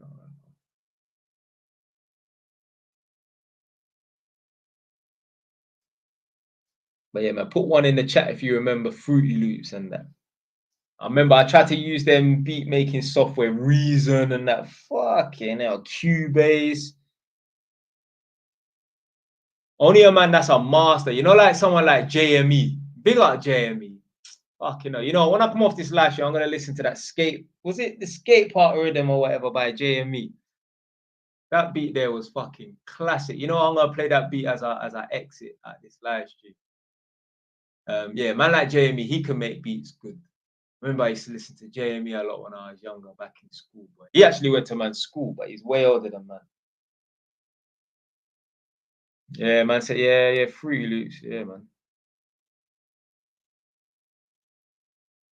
Yeah. So, guy said, I think a lot of young people lack leaders, yeah, and role models. Unfortunately, well, I mean, really and truly, your leaders and your role models should be your mum and your dad. But like I said in previous videos, your a lot of parents are not fit to be parents. So a lot of adults that bring children into the world are not fit to be parents. How the fuck can you be a parent, yeah, if you can't even save up money to be able to get on a property ladder? It means you're doing stuff wrong. If you can't even get your finances in order, what makes you think, yeah, you are qualified to bring a child into the world, especially as a man?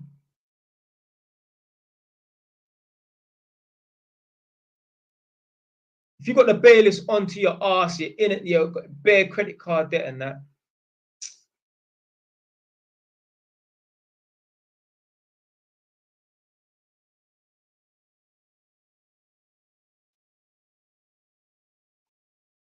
Was that Lukey Maxwell from Meridian? Yeah.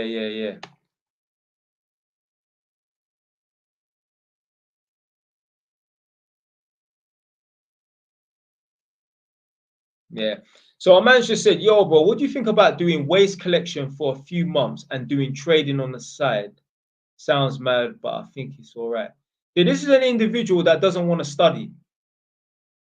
He doesn't want to study. He doesn't want to sit in the classroom for 3-4 years. So he wants to do waste clearances or waste removal stuff that requires no studying in that.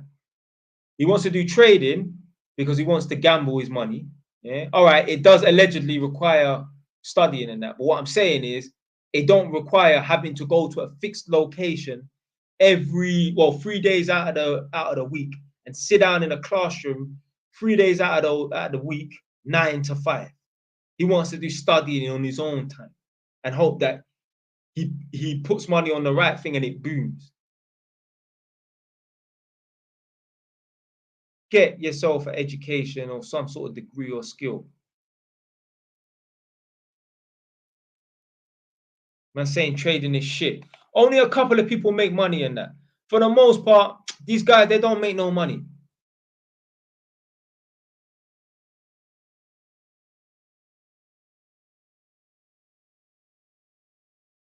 They don't make no money like that, most of these guys. And that's what I'm saying. That's why they get pissed off when I talk against trading, because they're hoping that's their winning lottery ticket. And I come and I tell them the reality that, yo, you're probably not going to make no money off of it. Yeah? Look at doing other things as well as doing the trading on the side. So they get pissed off. And that's why they want to phone me up. Man want to actually have a sit-down conversation to convince me why trading is good and that. Blood, he's not going to be talking to me. He's actually going to be talking to himself in the mirror. He feels like if he convinces me that it's good enough, that trading is good, that means that he slightly thinks that it's actually going to come into fruition and he's going to become rich off of it or something like that. It's crazy.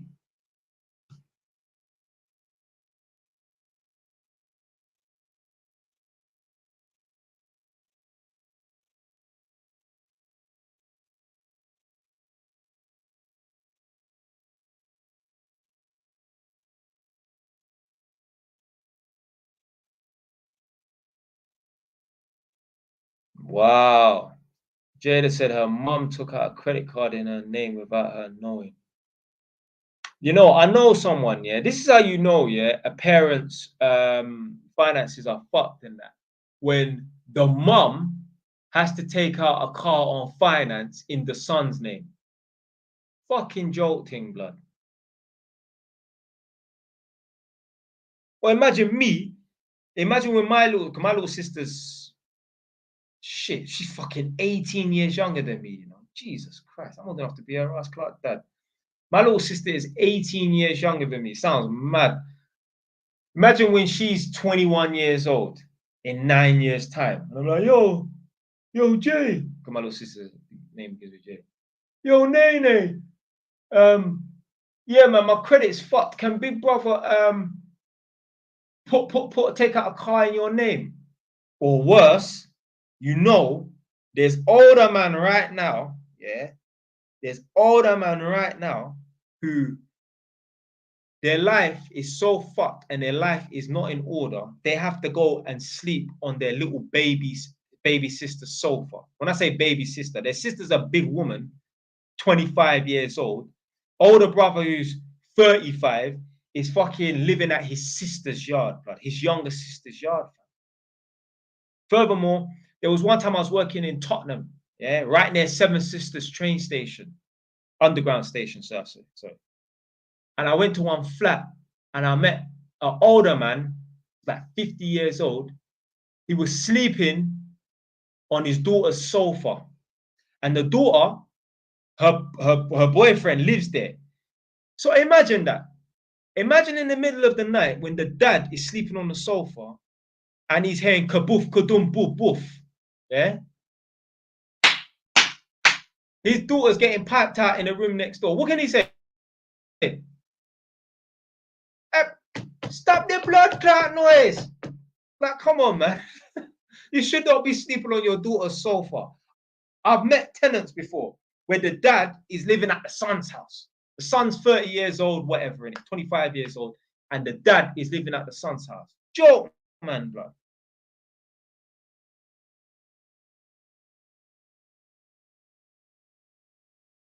Joke, man, thing.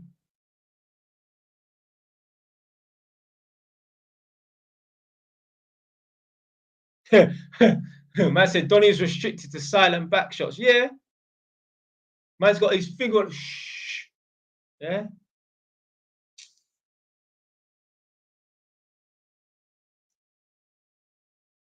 Man said, how do you deal with tenants not paying the rent? I've never had to deal with that. Never. I've never not had to deal with that. I've never had no one not pay the rent unless I've given a man some sort of deal or discount or something.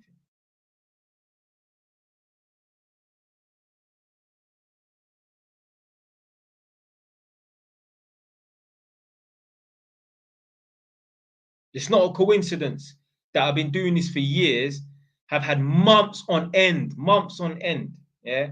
So imagine, yeah, imagine I have a property rented out for 12 months and I've got 2 separate people, yeah.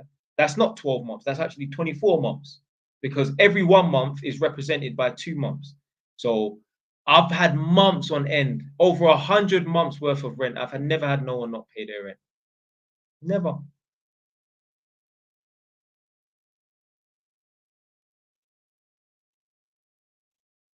Is it a good idea to buy a council house on buy to rent? Yeah, if you're allowed to. I didn't even know. I didn't know that you could buy a council house and then rent it out straight away. Need to background check on the tenants. I mean, boy, I don't even want to know what I would do if my tenants stopped paying rent. I don't know. I might be streaming from a prison cell. Yeah. I might be like, I even had trust me, I've got man, yeah, in jail hitting me up, yeah, showing me the inside of their cell and out their window. They're in prison, they're messaging me, you know. Like, yo, when I come out of jail, like I'm in jail right now, you know. Look at my cell, innit, yeah. When I come out of jail, where should I go to study electrical? I might be doing up TikTok stream. Listen, if I went back to jail, yeah, blood, I'd be famous in prison. You lot saw earlier. There's someone that come out of prison and they're watching my thing. I don't know if they're still in the stream and that. Trust me, man's literally like a star in jail. Everybody knows me in there.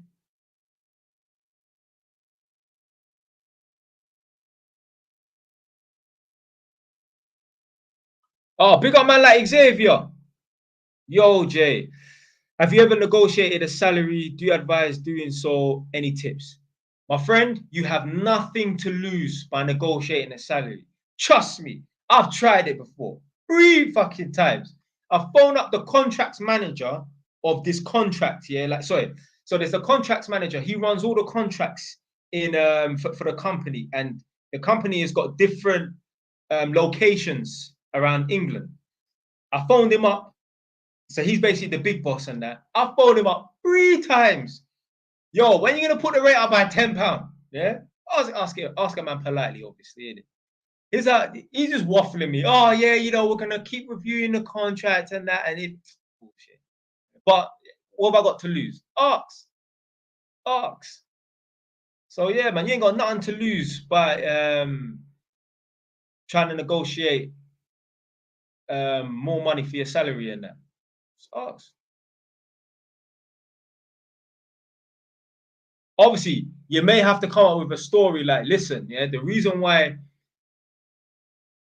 I believe I should get paid more on that. Well, you're gonna have to sell them on the fact that the reason why you believe you should get paid more because you are producing more than your counterparts and your colleagues. Because it's all well and good telling your manager, oh yeah, because I was gonna say to them, no, you know, you want to say what to buy a property now. They don't give a fuck. They don't give a shit. Yeah. You can say to them, yo, I want to save up to buy a property. I want to save up to donate to charity. They don't give a shit. Yeah? That might sound like a good excuse, but really and truly, it probably ain't. You need to sell them on why they need to pay you more than the next man. Are you producing more than the next man? Now, let's say you're not, yeah? Still try and run it. Still try and run, oh yeah, I think I should get paid more because obviously I'm saving up for a property. You ain't got nothing to lose. But before then, actually try and review your productivity and think to yourself, do you know what? Am I producing more than this guy here or that girl over there? If you believe you are, then yeah, try and negotiate more. If you can't, then okay, just waffle them with the property thing, innit? But first and foremost, I'd suggest trying to like put forward that you're actually producing more than someone else. Because why should you get paid more than someone else if you're doing the exact same job? These women out here seem to believe that women get paid less than men. No, they don't. It's illegal in countries like America, England, Canada, Sweden, and like parts of Europe and that, Germany and that, Holland, Norway, Denmark and that. It's illegal to pay women less than men if they're doing the same fucking job. It's illegal. So you need to sell them on why you feel like you should get paid more. And the reason needs to be you're producing more. You're of more value than your colleagues and that. Imagine, yeah, you had a sales job where you're on a you're on a salary-based sales job, yeah? No commission, you just 30 grand a year. Everyone gets paid 30 grand a year. If you make 10 sales a month and someone else makes only 2 or 3 sales a month, well, you could say to your manager, yo, look, the evidence is here, yeah? I make 10 sales every month. I've been doing this for 4 months straight, and other guys are just rocking on 3 or 4 sales a month. No, I produce more than them, so therefore I should get paid more than them. What do a man say? You don't get in life what you deserve, you get in life what you negotiate for. Yeah, that's the realest truth.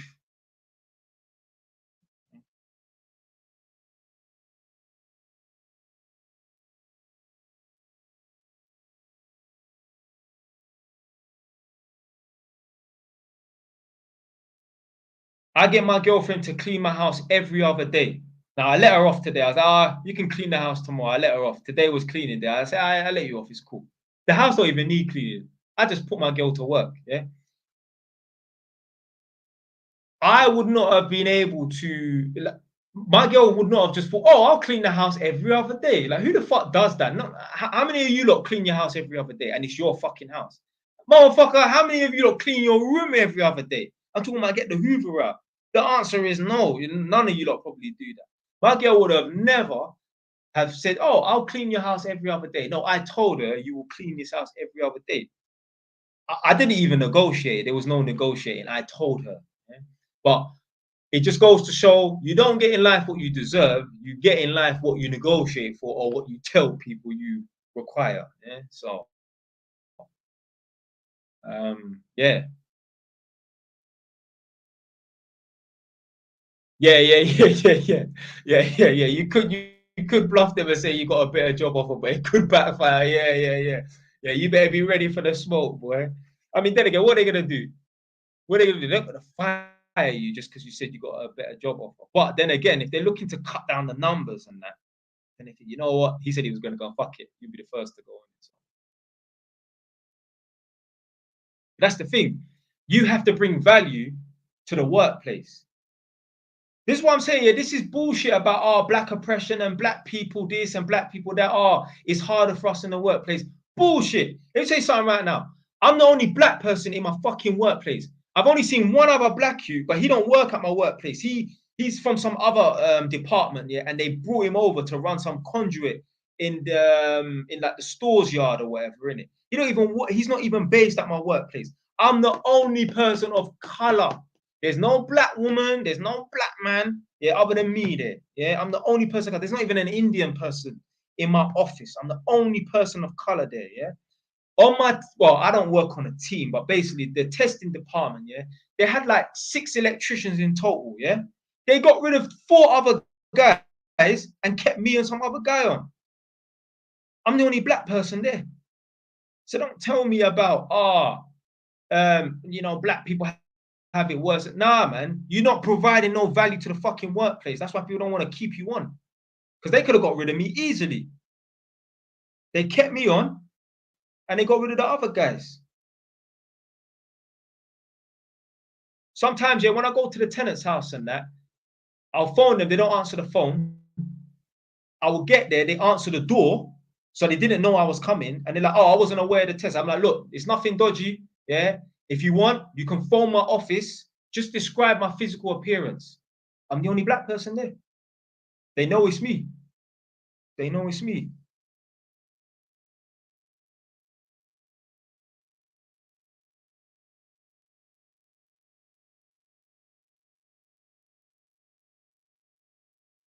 Yeah, the pay gap, it's bullshit, man. Women don't get paid less than men.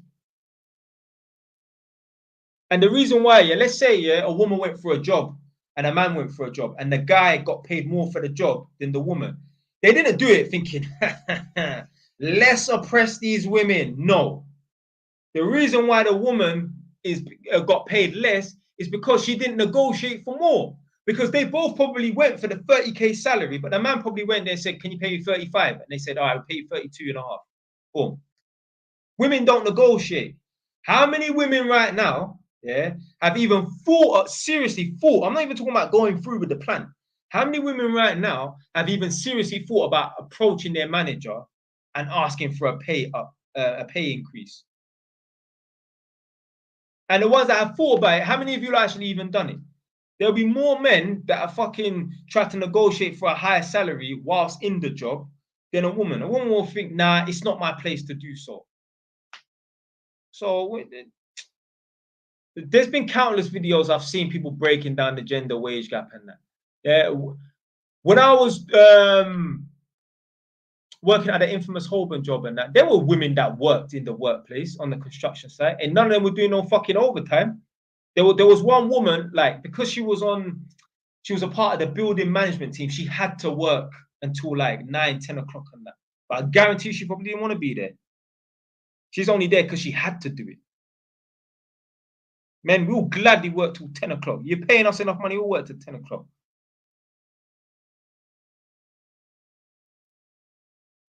Work 24 hours if you could. But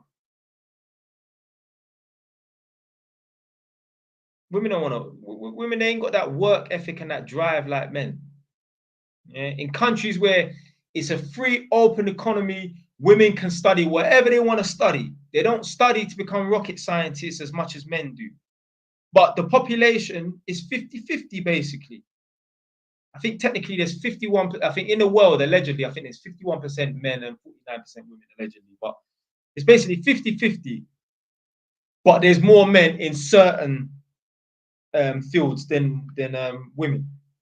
And those fields tend to be higher paying fields. Because women don't want to go into those sorts of jobs. They don't want to do hard manual labor. I don't blame them. Shit, I'm a man. I don't want to do no hard manual labor. I want to be fucking carrying bricks and moving heavy stuff. Fuck that.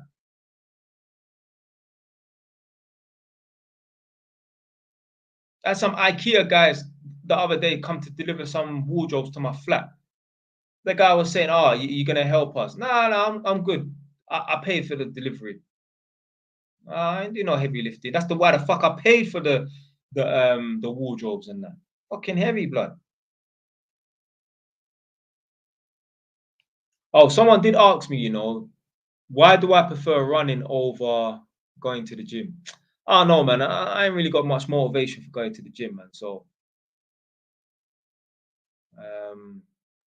yeah, I just do the running thing. Although I hate running. I might start going to the gym, man. I can be bothered.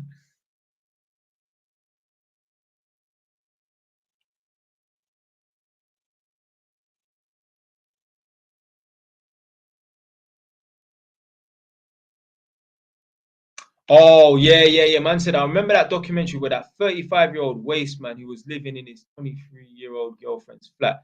Yeah, I think is that the one with the ginger hair? The ginger haired girl. And I was going off on one in that video. That guy, I can't remember what I was saying. Was it the one where the guy said, and we figured things out or whatever? Oh, man, that guy was a fucking waste, man, bro. How are you as a 35-year-old man allowing your, like, how is the girl in more authority than you? And she's fucking younger than you, bro. On my Patreon.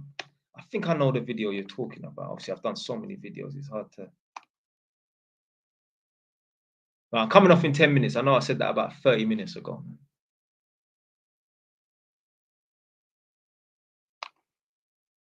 So, Quad, obviously, this has to be a guy, 20 years old, struggling with work ethic, no motivation to do uni work, just want a game. Any advice? Get rid of the fucking game, blood. The time you spend playing video games is the time you could spend building something, a TikTok account, YouTube, studying for uni. You have to think to yourself, where do you want to be in 10, 15 years time? Do you want to still be living at your mum's house, or I don't know what your living situation is right now and that? You said you're at uni, you might be on campus or whatever, innit? But where do you want to be? But I promise you, you ain't gonna be nowhere if you continue this I ain't motivated to do uni work and that. Where do you want to be? If you want to be in my position, I'm not saying my position is top of the tops, but better than most people, trust me. Yeah. If you want to be in my position, you got to drop out the games, because I wasn't playing no video games like that. Nah. Obviously, to be fair, actually, I think I probably was playing video games up until like 21, 22, but still, I wouldn't play it like that. The last game I actually physically bought was like Black Ops, the first one, yeah, when it came out. So remember how long ago that video game came out? That came out when I was 18. That was 13 years ago. You know? I remember there was a line outside Asda in Edmonton Green at midnight when they were releasing the game. That was the last video game I bought, Black Ops, on Xbox 360. So even if I was playing a little video game here and there when I was 21 and that, I went into buying the latest game. So you I don't know, man. You just got to look at things like, even if something like a Porsche motivates you, yeah. If you want that Porsche, you're gonna have to work for it. Playing video games is not gonna. You ask yourself, yeah, the activities that you do, is that helping you get that Porsche or get that property or whatever in it, accumulate 50 grand? Is playing video games going to help you do that? If the answer is no, you got to limit that down to a minute amount of time. I'm not saying, yeah, you have to completely dash the fucking console in the bin, but you got to limit that like once a week for 2 hours. If you really need that dopamine hit or whatever, once a week for 2 hours, play your little video game. You should be too busy. You think you would catch me giving my life force away to a fucking video game? Hours on end, day in, day out.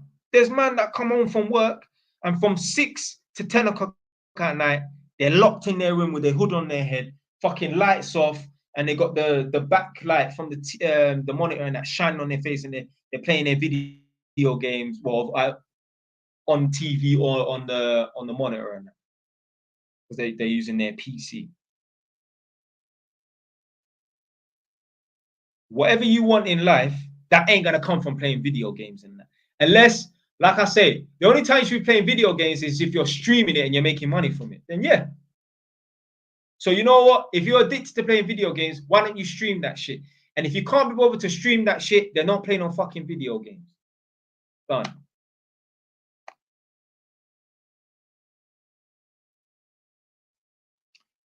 You know what? I don't even really set goals like that, you know. But yeah, you lot should do it. Set goals, write them down and that. I mean, to be fair, yeah, I probably do write down. I mean, I just have them in my head, man. I don't really set goals like that.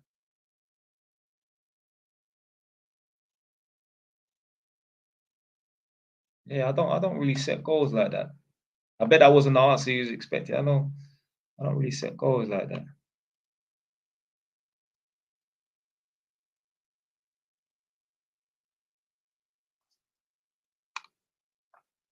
So a man asks, do you do 50-50 on bills or do you pay for everything? So I pay for everything. My girl just pays for the food. So she buys groceries and that. But me, I pay for all the bills and that. Because I don't need her contribution.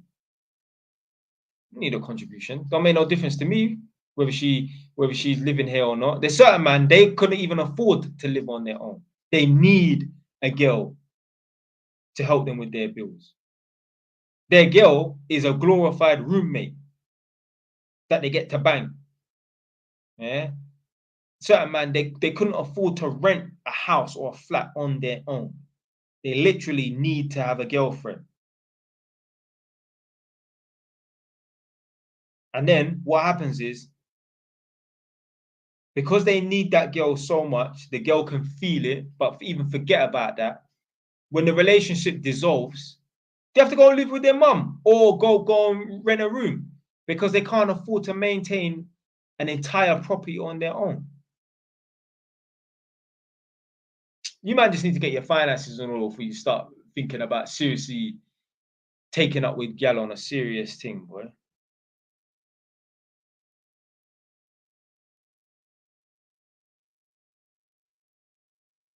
Yeah, the reason why the world has so many issues is because people lack critical thinking.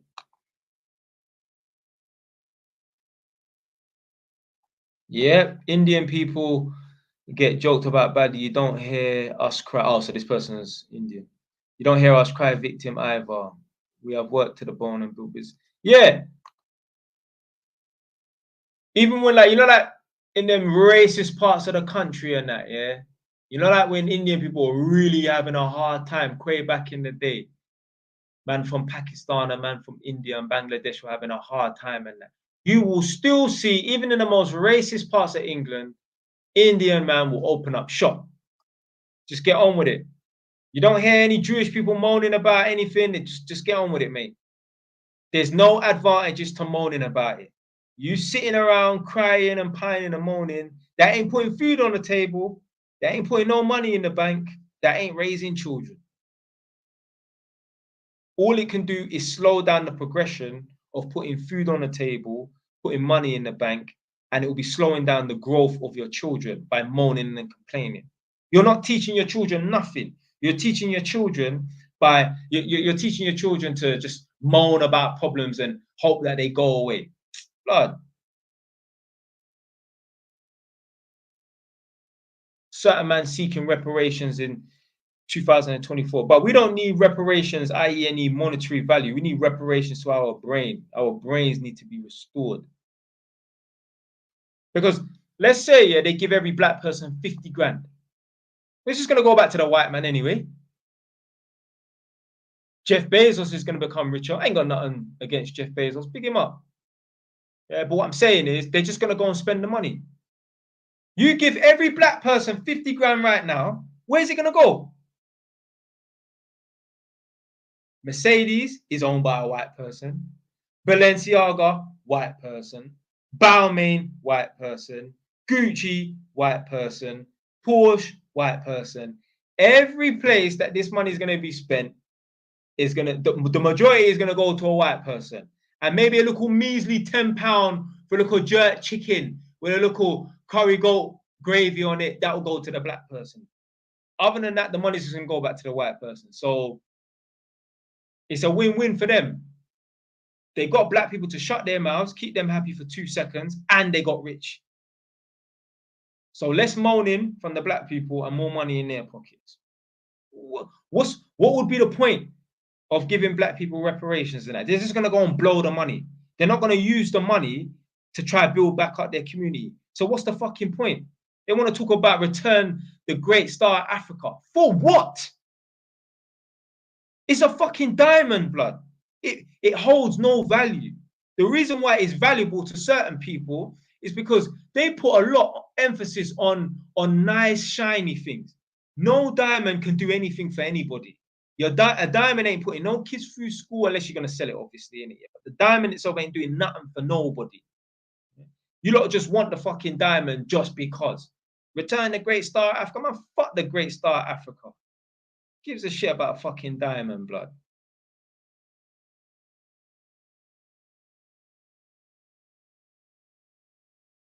Right, who's Thomas Sowell as a good economist from the White House? And even he said victimhood is self-degradation. Fucking, oh, self-degradation. Yeah, fucking, I was a bit of a tongue twister, that one there.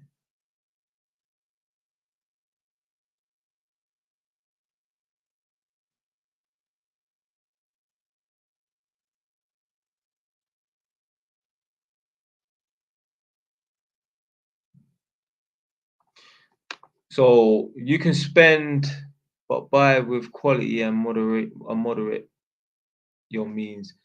Fix things yourself as well. Yeah, I love doing that. Yeah. Same. Yeah.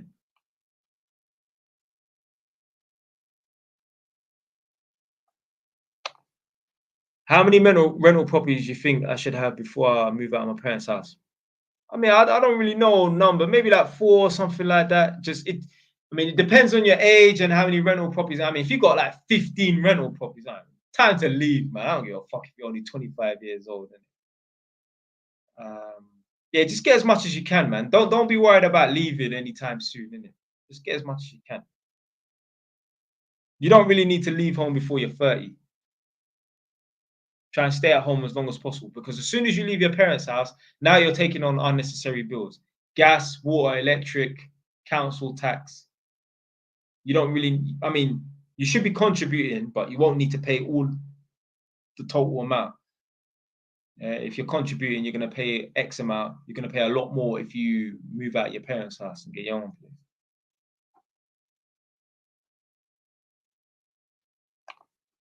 Don't say, Jay, have you paid off your mortgage? No.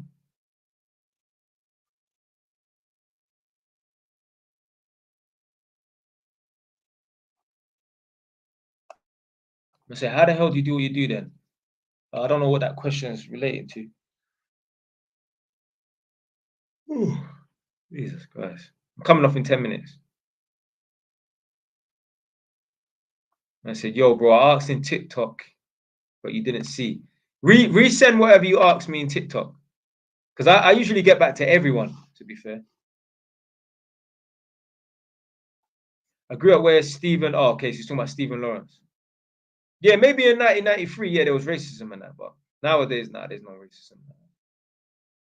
I'm not saying if you didn't go into a white man pub, they might not bruck you up. Yeah, that could happen. But I'm talking about like systemic racism, black oppression. No fucking way, blood.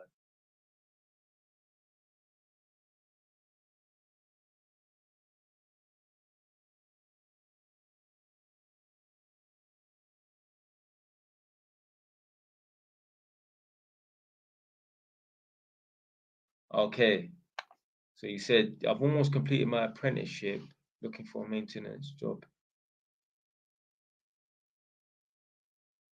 Oh, I don't want to say, is this the same person?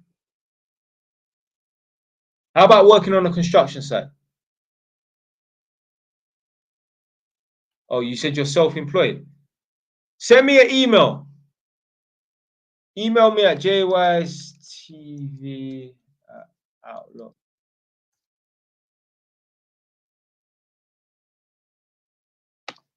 Send me an email here, yeah?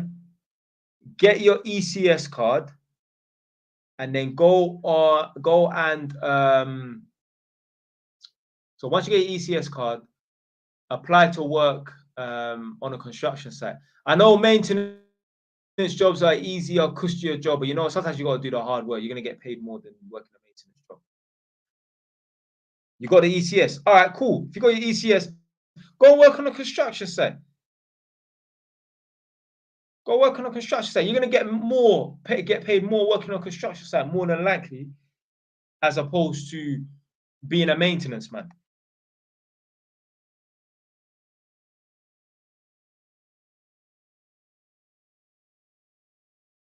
Oh, you do? I mean, fam, obviously, you know what? You might not like working on construction sites. Yeah, you just got to keep applying, man. Like, apply for like housing associations. Like, apply for a company like Axis or Polytech. I mean, I've been fired from both of them, but you can give it a shot still. Just go on like Indeed.com. Type in on Google maintenance electrician job, UK, obviously, or London, whatever. There's plenty of work out there, man.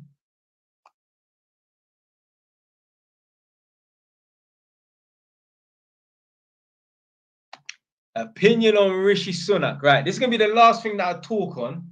Yeah. And then I'm gonna go. One second. Let me get my can of coke.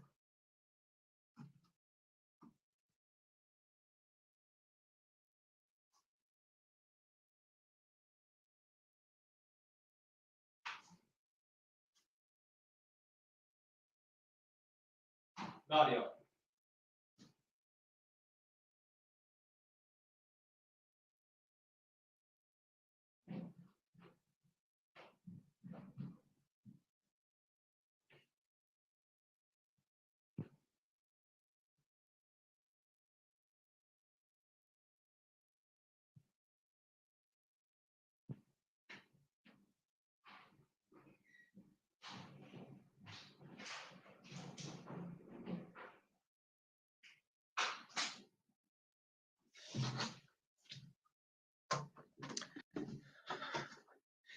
I'll do my kind of coke afterwards. That's when I finish the last show. I'll just drink this bottle of water.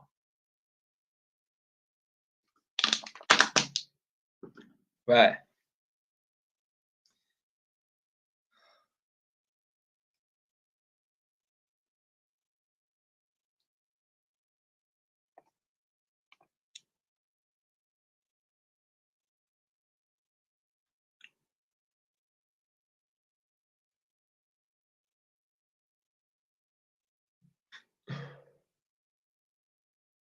Right. So last thing before I go, yeah, someone said opinions on Rishi Sunak. So what I'm about to say, it's got nothing to do with Rishi Sunak, really and truly. But I need to make a video about this, but I will. Only in a country like England, America, and probably like Canada, only in those sorts of countries, the person in charge of the country, the prime minister or the president, can be disrespected in public and there are no consequences, no repercussions. Now, the reason why I'm saying this is because I saw a video the other day. Rishi Sunak was in Manchester or something like that. And he must have got out of the car or was walking somewhere to a car, something like that. And there were some guys on the other side of the street. Rishi, you... yeah, calling him all these different names and that. And I was just thinking to myself, like, I literally still got the video on my phone. It was a TikTok video. I saved it to my phone because I wanted to expand on it. I was thinking to myself, only in a country like England or America can you get away with disrespecting the man who's the head of the state, whether it's a king, whether it's a president or prime minister and that. Because in other countries, that would not go on. Yeah? Forget about the prime minister or the president. Let's just talk about the police in general. In England, you can disrespect the police and they won't do nothing about it. You lot who have been following me long enough will remember me saying this. I saw a video on Instagram where a youth was holding a phone in 4 police officers' faces. Suck your mum, suck your mum, suck your mum, and suck your mum. I was thinking to myself, blood, if that was in Jamaica, it wouldn't happen. And if a man was off his head and he did have the balls to say, suck your mum to a Jamaican police officer, they would have offed him in his head. Trust me. The police in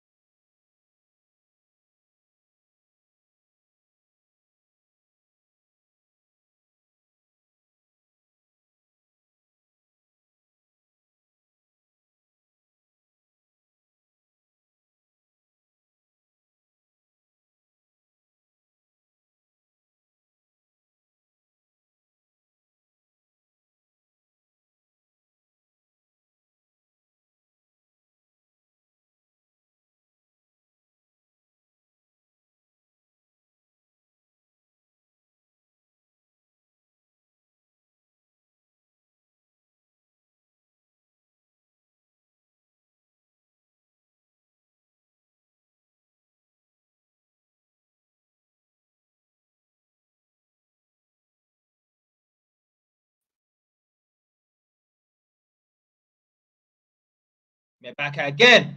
Hey, I don't know what the fuck happened to that live, you know. Well, I do know. The laptop fucking just switched off.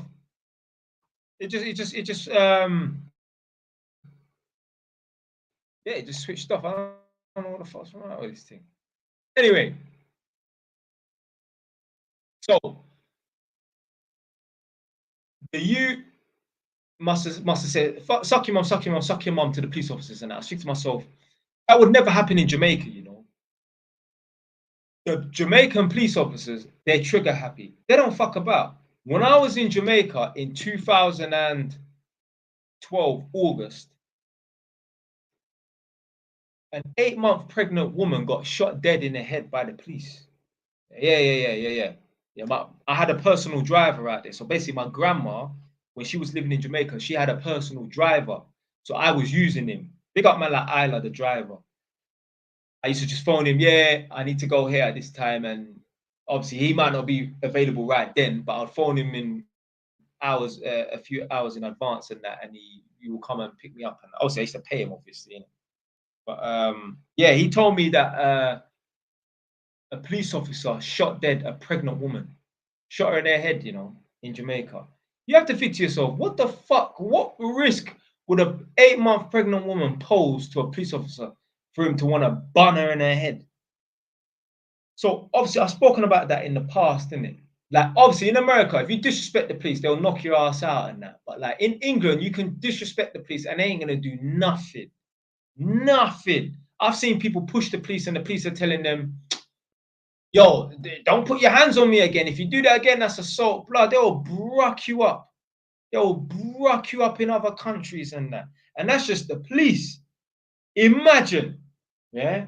So imagine, yeah, in this country, you got people disrespecting Rishi Sunak even on the internet. Yeah, I'll get to that in a sec. But like, you got people disrespecting Rishi Sunak and that in person. Could you imagine, yeah?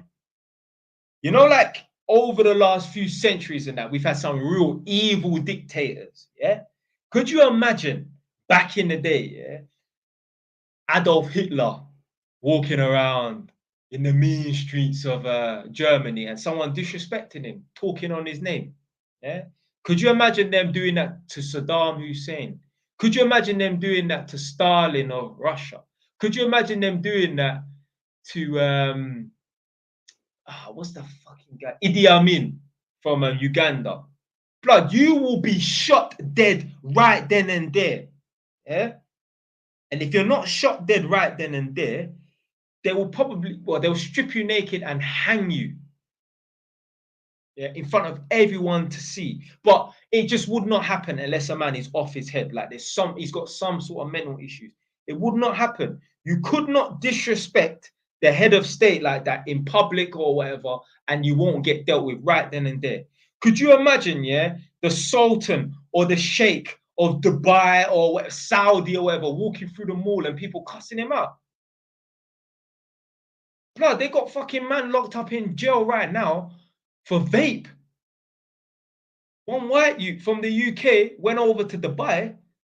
He got caught with a couple of bottles of vape. They gave him 25 years in prison for vape.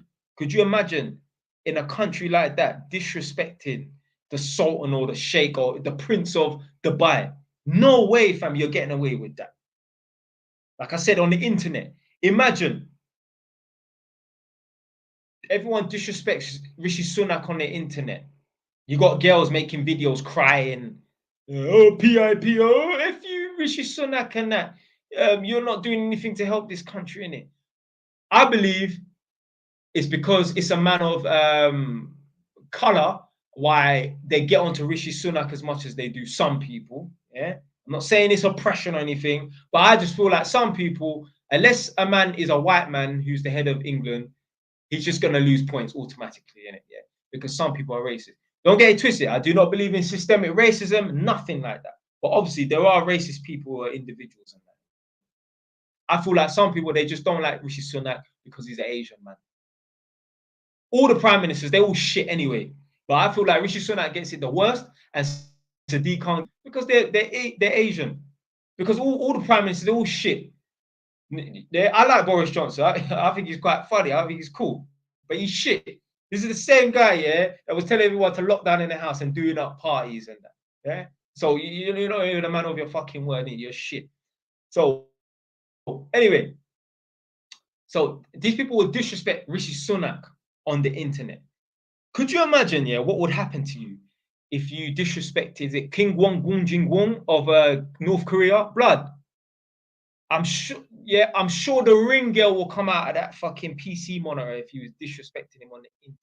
You know, in that film, The Ring, where the girl comes out the TV, I'm sure the grudge girl will come out of the ass club TV and kill your ass. Yeah, there's no way you could. There's no way. Yeah, no one in North Korea could make a video about the president King Won and King Jong, whatever his name is. No disrespect to him. Yeah, there's no way they can make a video about him like that, and they'll still be living and breathing.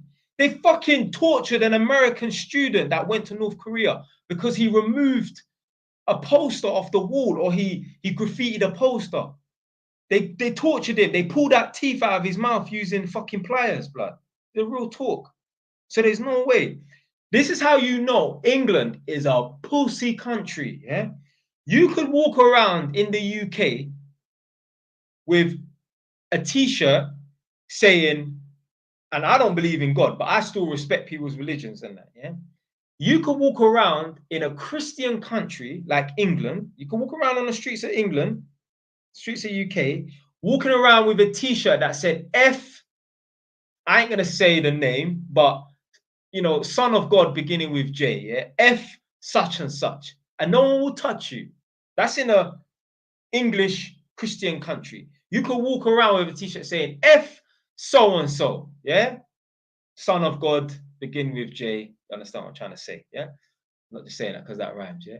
You can walk around in England with a T-shirt saying "F the Son of God," yeah, my man, yeah. No one will touch you if you do that, yeah. In England, yeah. If you walked around with a T-shirt saying "F the Prophet of the Quran," yeah, in an English country, you will be dead, or at least mash up and broke up within 5 minutes, because it won't even be some road you or even a normal tough guy coming to move to you. You will have a man that's just a normal guy that will snap if he sees that. What? You're dissing my man, the prophet of what? Fam, and that's in an English country. Fam, imagine doing that in Saudi or Qatar or Yemen. Fam, they will chop your head off, blood. They will chop your head off. England is a pussy country. We live in a country where man could just get up one day and say, you know what, I want to identify as the bottle of still water. And yeah, you're free to do that. Now, I'm not letting no one join. I'm coming off. I just wanted to say that last bit.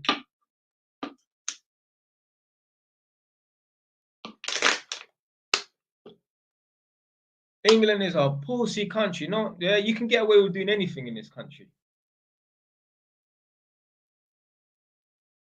Imagine that.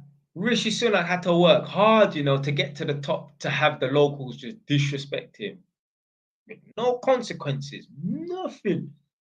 No consequences whatsoever.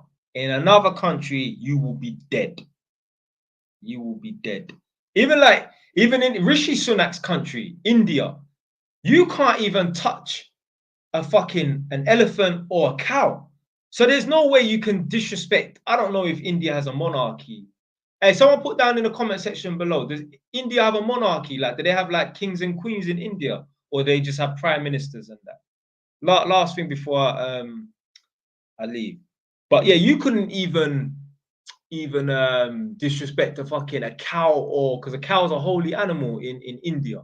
You couldn't disrespect a cow or elephant, let alone probably one of the monarchies. Oh, okay. So he said, so they have a prime minister, like president, and then they have chief ministers of states. Okay, okay. No kings or queens. Okay. Yeah, to be fair, a lot of countries don't have monarchies. I think Sweden might have a monarchy. I think France might have a monarchy.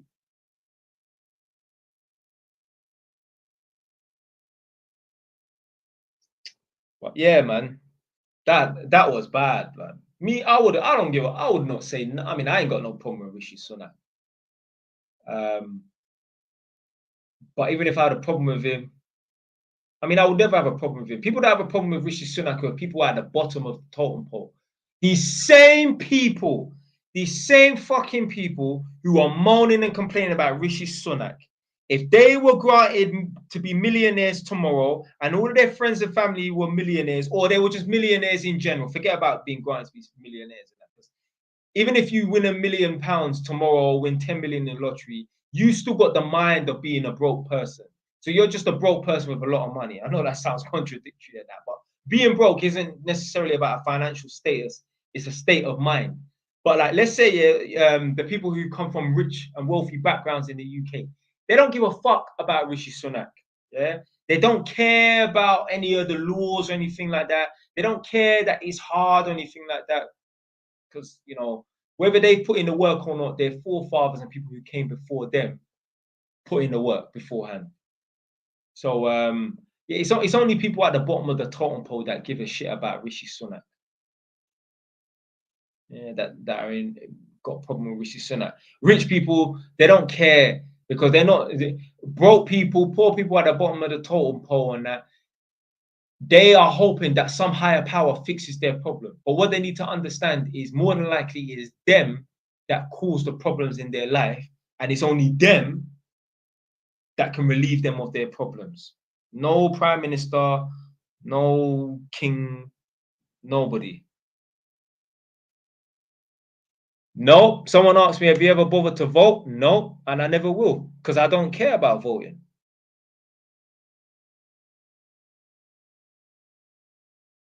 I said the French are the French, though. They'll fight anyone. Oh, are the French tough? Yeah, because I don't know about French people like that.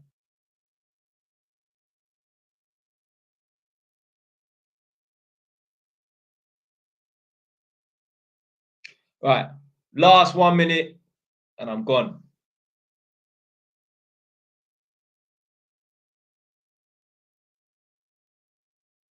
Man said Brexit opinions. I mean, for the most part, the reason why the people then voted for Brexit is not because of any political stance. It's not because of any economy or they want the British pound sterling to go up in value. And I'm not saying that that's a reason.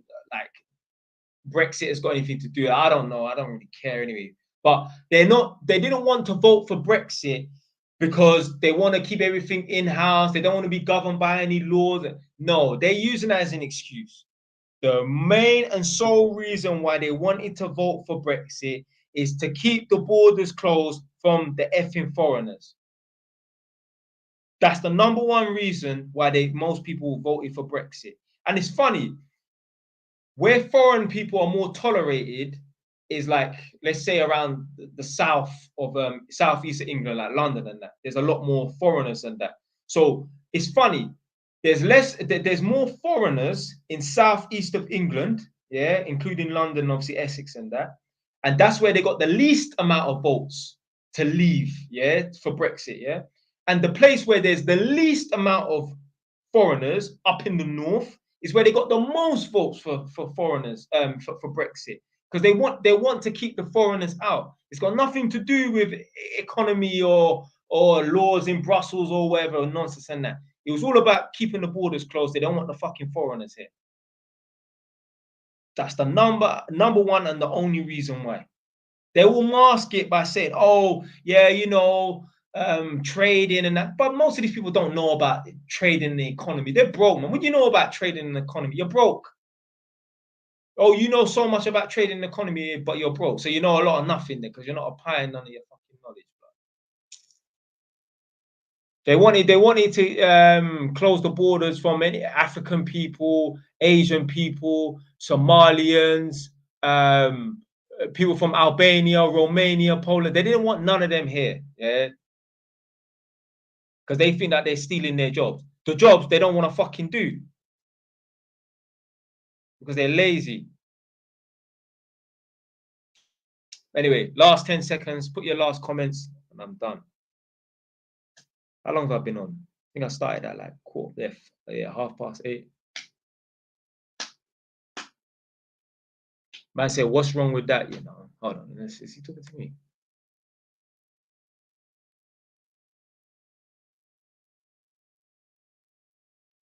All right, fair enough. You know what? Boston, Lincolnshire had loads of European immigrants and that, but still, a lot of the votes came from up north. I wonder why.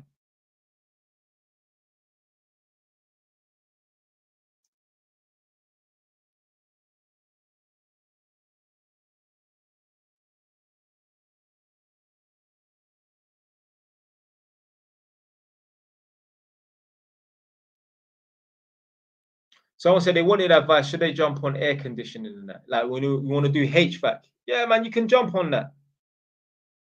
Jump on that. There's plenty of work. Plenty of work on construction sites. When I used to go and work on construction sites, there's always guys doing HVAC and that.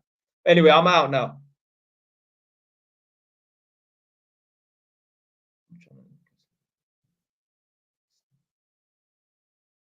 You're trying to learn gas engineering, but you need to go to college, blood. Why do you need to watch a video about it on YouTube?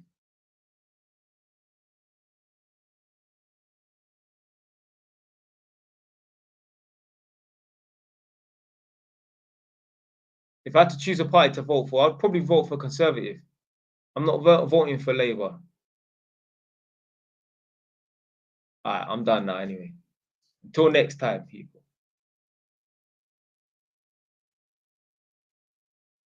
All right, YouTube man, them.